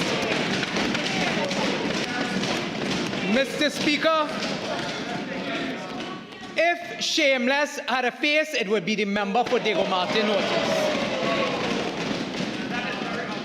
Mr. Speaker, all I heard from the member from Diego Martin Northeast was contract, contract, contract, and contractor. It seems that the only thing that the member for Diego Martin Northeast is interested in is contracts and contractors. And I am almost certain colleagues up and down this bench can tell you why, in terms of who they chose to pay, who they chose not to pay, who they chose to engage, whether it's friend, financier, or family. And he knows very well when we talk about family, those who were engaged for the sake of dishing out contracts and pocketing money at the expense of taxpayers in this country. Mr. Speaker, I want to turn your attention to an article called "Calm Promises Relief from Water Woes." And this is what the member had to say. Noting that he spent the last 10 years in administration, he said, "I'm so happy now to get out in the field to touch people." So for 10 years, you were not interested in touching people? Mr. Speaker, he went on to say, nothing that he had done in the past, Mr. Speaker, will give him greater relief. Interviewed by reporters afterwards, Imbert said water supply had been the biggest problem he had to deal with in his constituency in the last 33 years. Mr. Speaker, the PNM has been in office for at least 50 years in this country.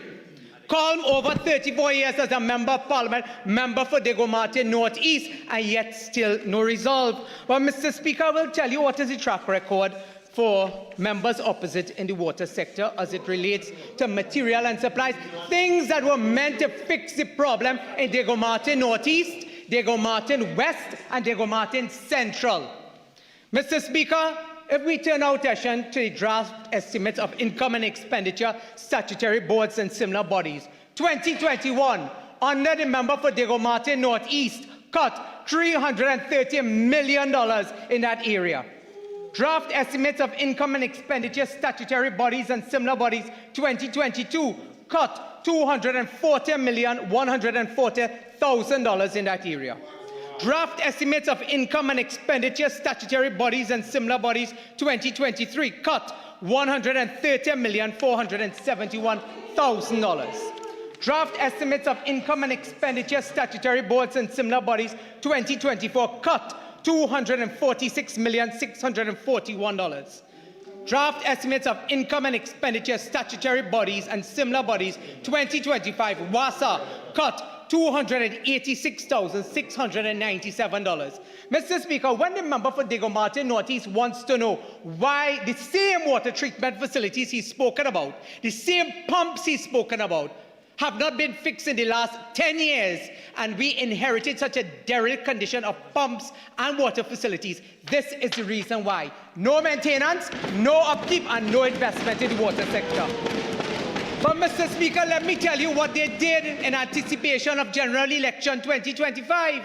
After cutting for 6 consecutive years, increase in 24-25, $172 million. But the people of Diego Martin Northeast and all of Trinidad and Tobago saw through the political mama guy and relegated them to the opposition benches.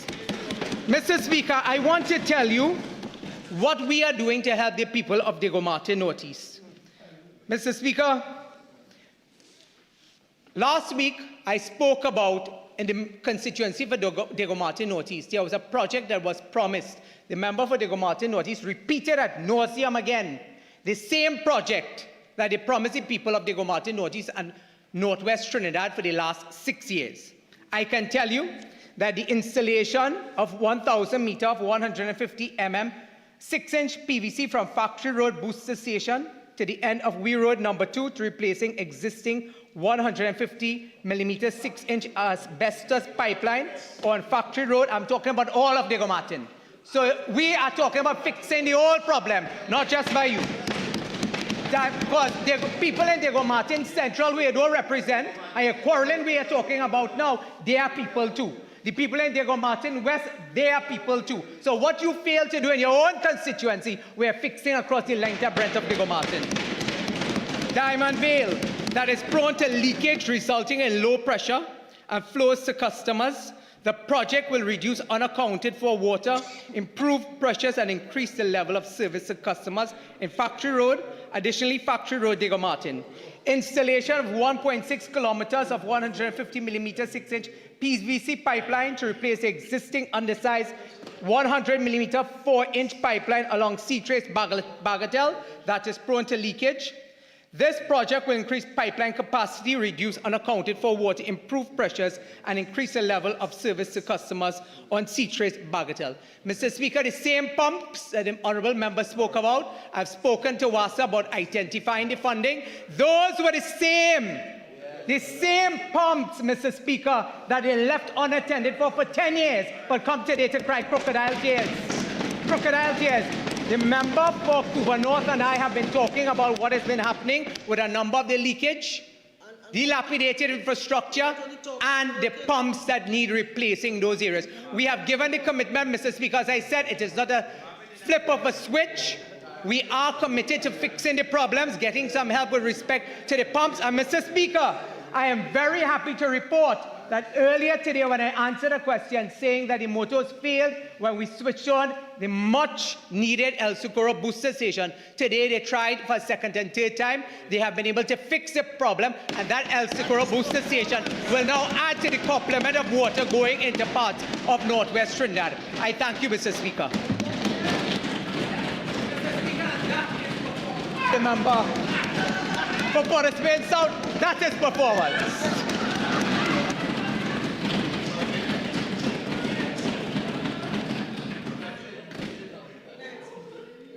Member for San Fernando East.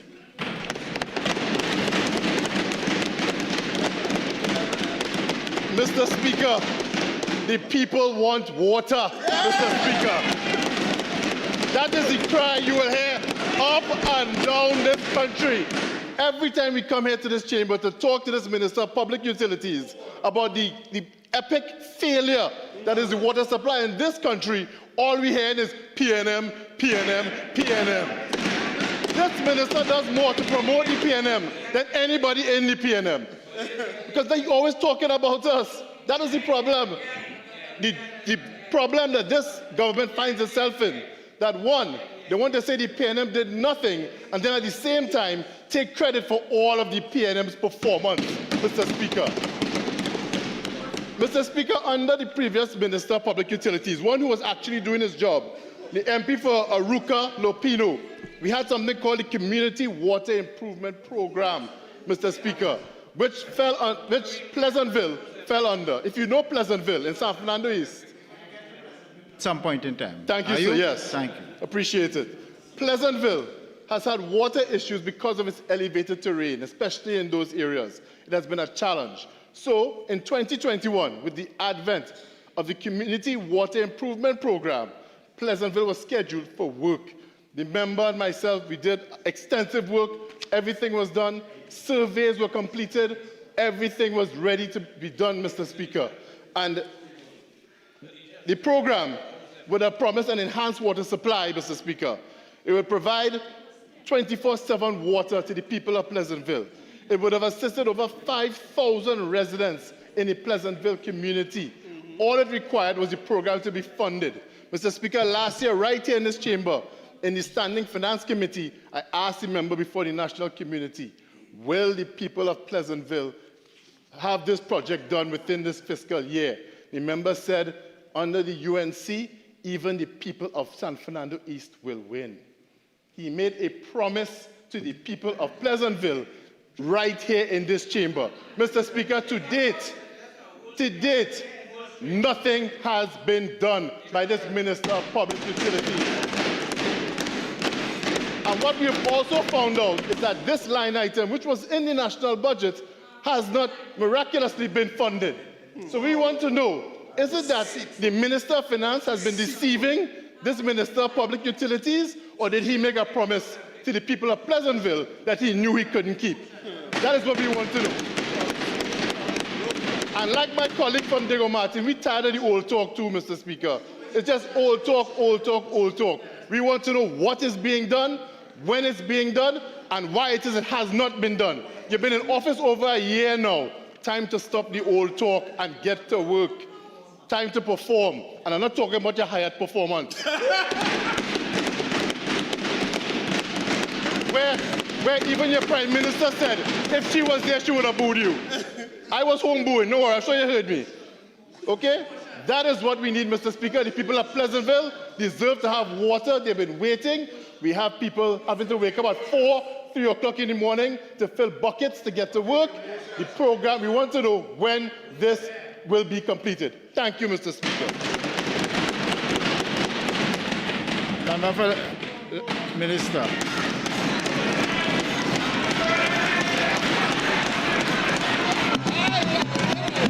You don't get water now. It's water you don't get. It's wetting you want, it's wetting you don't get. You water you want. Yes, Mr. Speaker, the member for San Fernando East, says all he hears is PNM, PNM, PNM. Well, if San Fernando East has been PNM since 1956 to now, all they go here is PNM, PNM, PNM. But let me tell you something.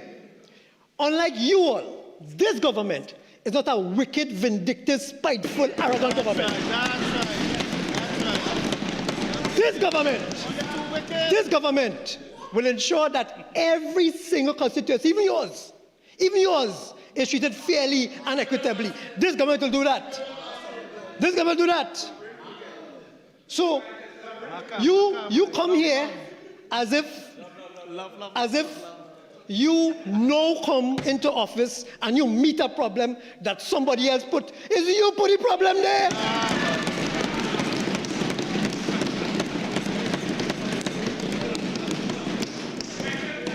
Let me talk to the people of San Fernando East, of which Pleasantville is included. For all those years you voted PNM. At the next election, give yourself a chance and vote UNC, please.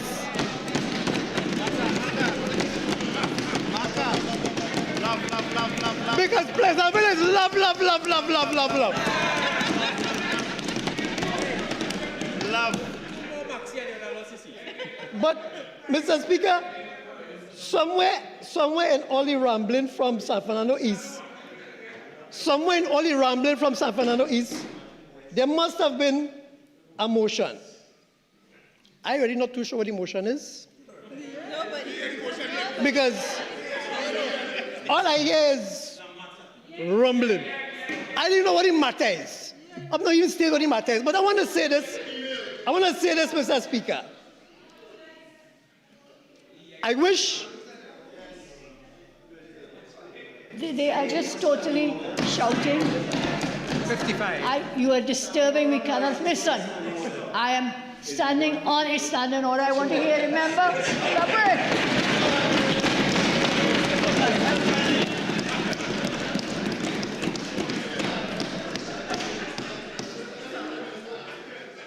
Mr. Speaker, I'm advised by WASA that the water improvement program in Pleasantville is well on its way. I'm also advised that the project remains a priority intervention due to the condition of the existing transmission infrastructure, which experiences approximately 38 leaks per year. Them do that. The proposed works, Mr. Speaker, involve replacement of an aged 150 millimeter asbestos cement pipeline, which we will now upgrade, listen to this, which we will now upgrade to a 200 millimeter and 300 millimeter PVC pipeline along the key corridors, including Pleasantville Circular and Shakonia Avenue, which upgrades is intended to 1, reduce leakage and non-revenue water loss, 2, improve system pressures, and 3, increase the overall capacity and reliability of the network within the Pleasantville area. I am further advised, Mr. Speaker, that preliminary activities, including surveying, engineering design, and preparation of bills of quantities and cost estimates, have been completed. You want to know when? Some of it done already. It's going on. That's when.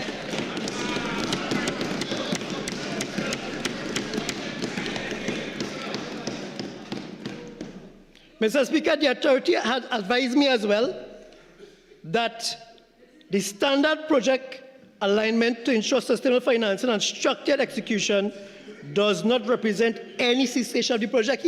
When he started speaking, he said the project was there. It was just to be funded. It was there under them, but just to be funded. So we now have to find the money to fund your project. You left the people abandoned for years, did nothing for them, and then coming here to pretend that you care about the people of San Fernando East. You do not care, you never cared, and you still don't care. You never cared. So, Mr. Speaker, when they come here, playing Pontius Pilate, I said they have clean hands. The dirtiest set of hands you can find is on that side. They're hypocritical. And what is worse, Mr. Speaker, what is worse, that member for San Fernando East was a minister in the Ministry of Finance.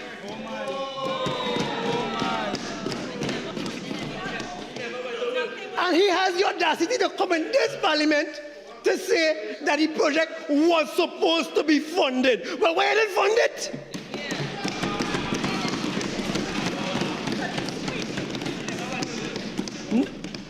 But you see, Mr. Speaker, if he was more concerned about the people of San Fernando East than he was about basketball, maybe they would have gotten more water than they get right now in the pipe.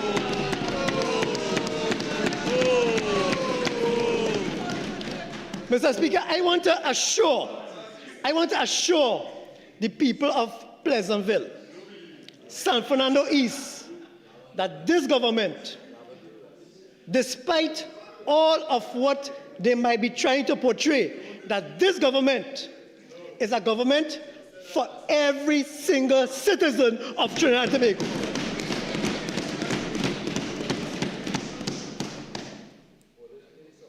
So I want to assure them that an active and high priority project and efforts are ongoing to advance the implementation in the shortest possible time frame. When it started, I told you before, if you were listening,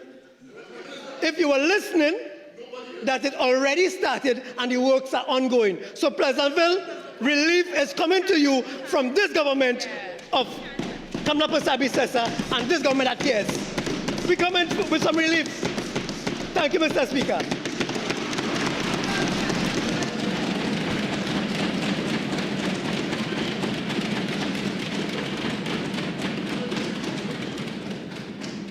Honourable members, the question is that this House do now adjourn to a date to be fixed. All in favour say aye. Aye. Any against? This House now stands adjourned to a date to be fixed. Thank you very much. Good night, everyone.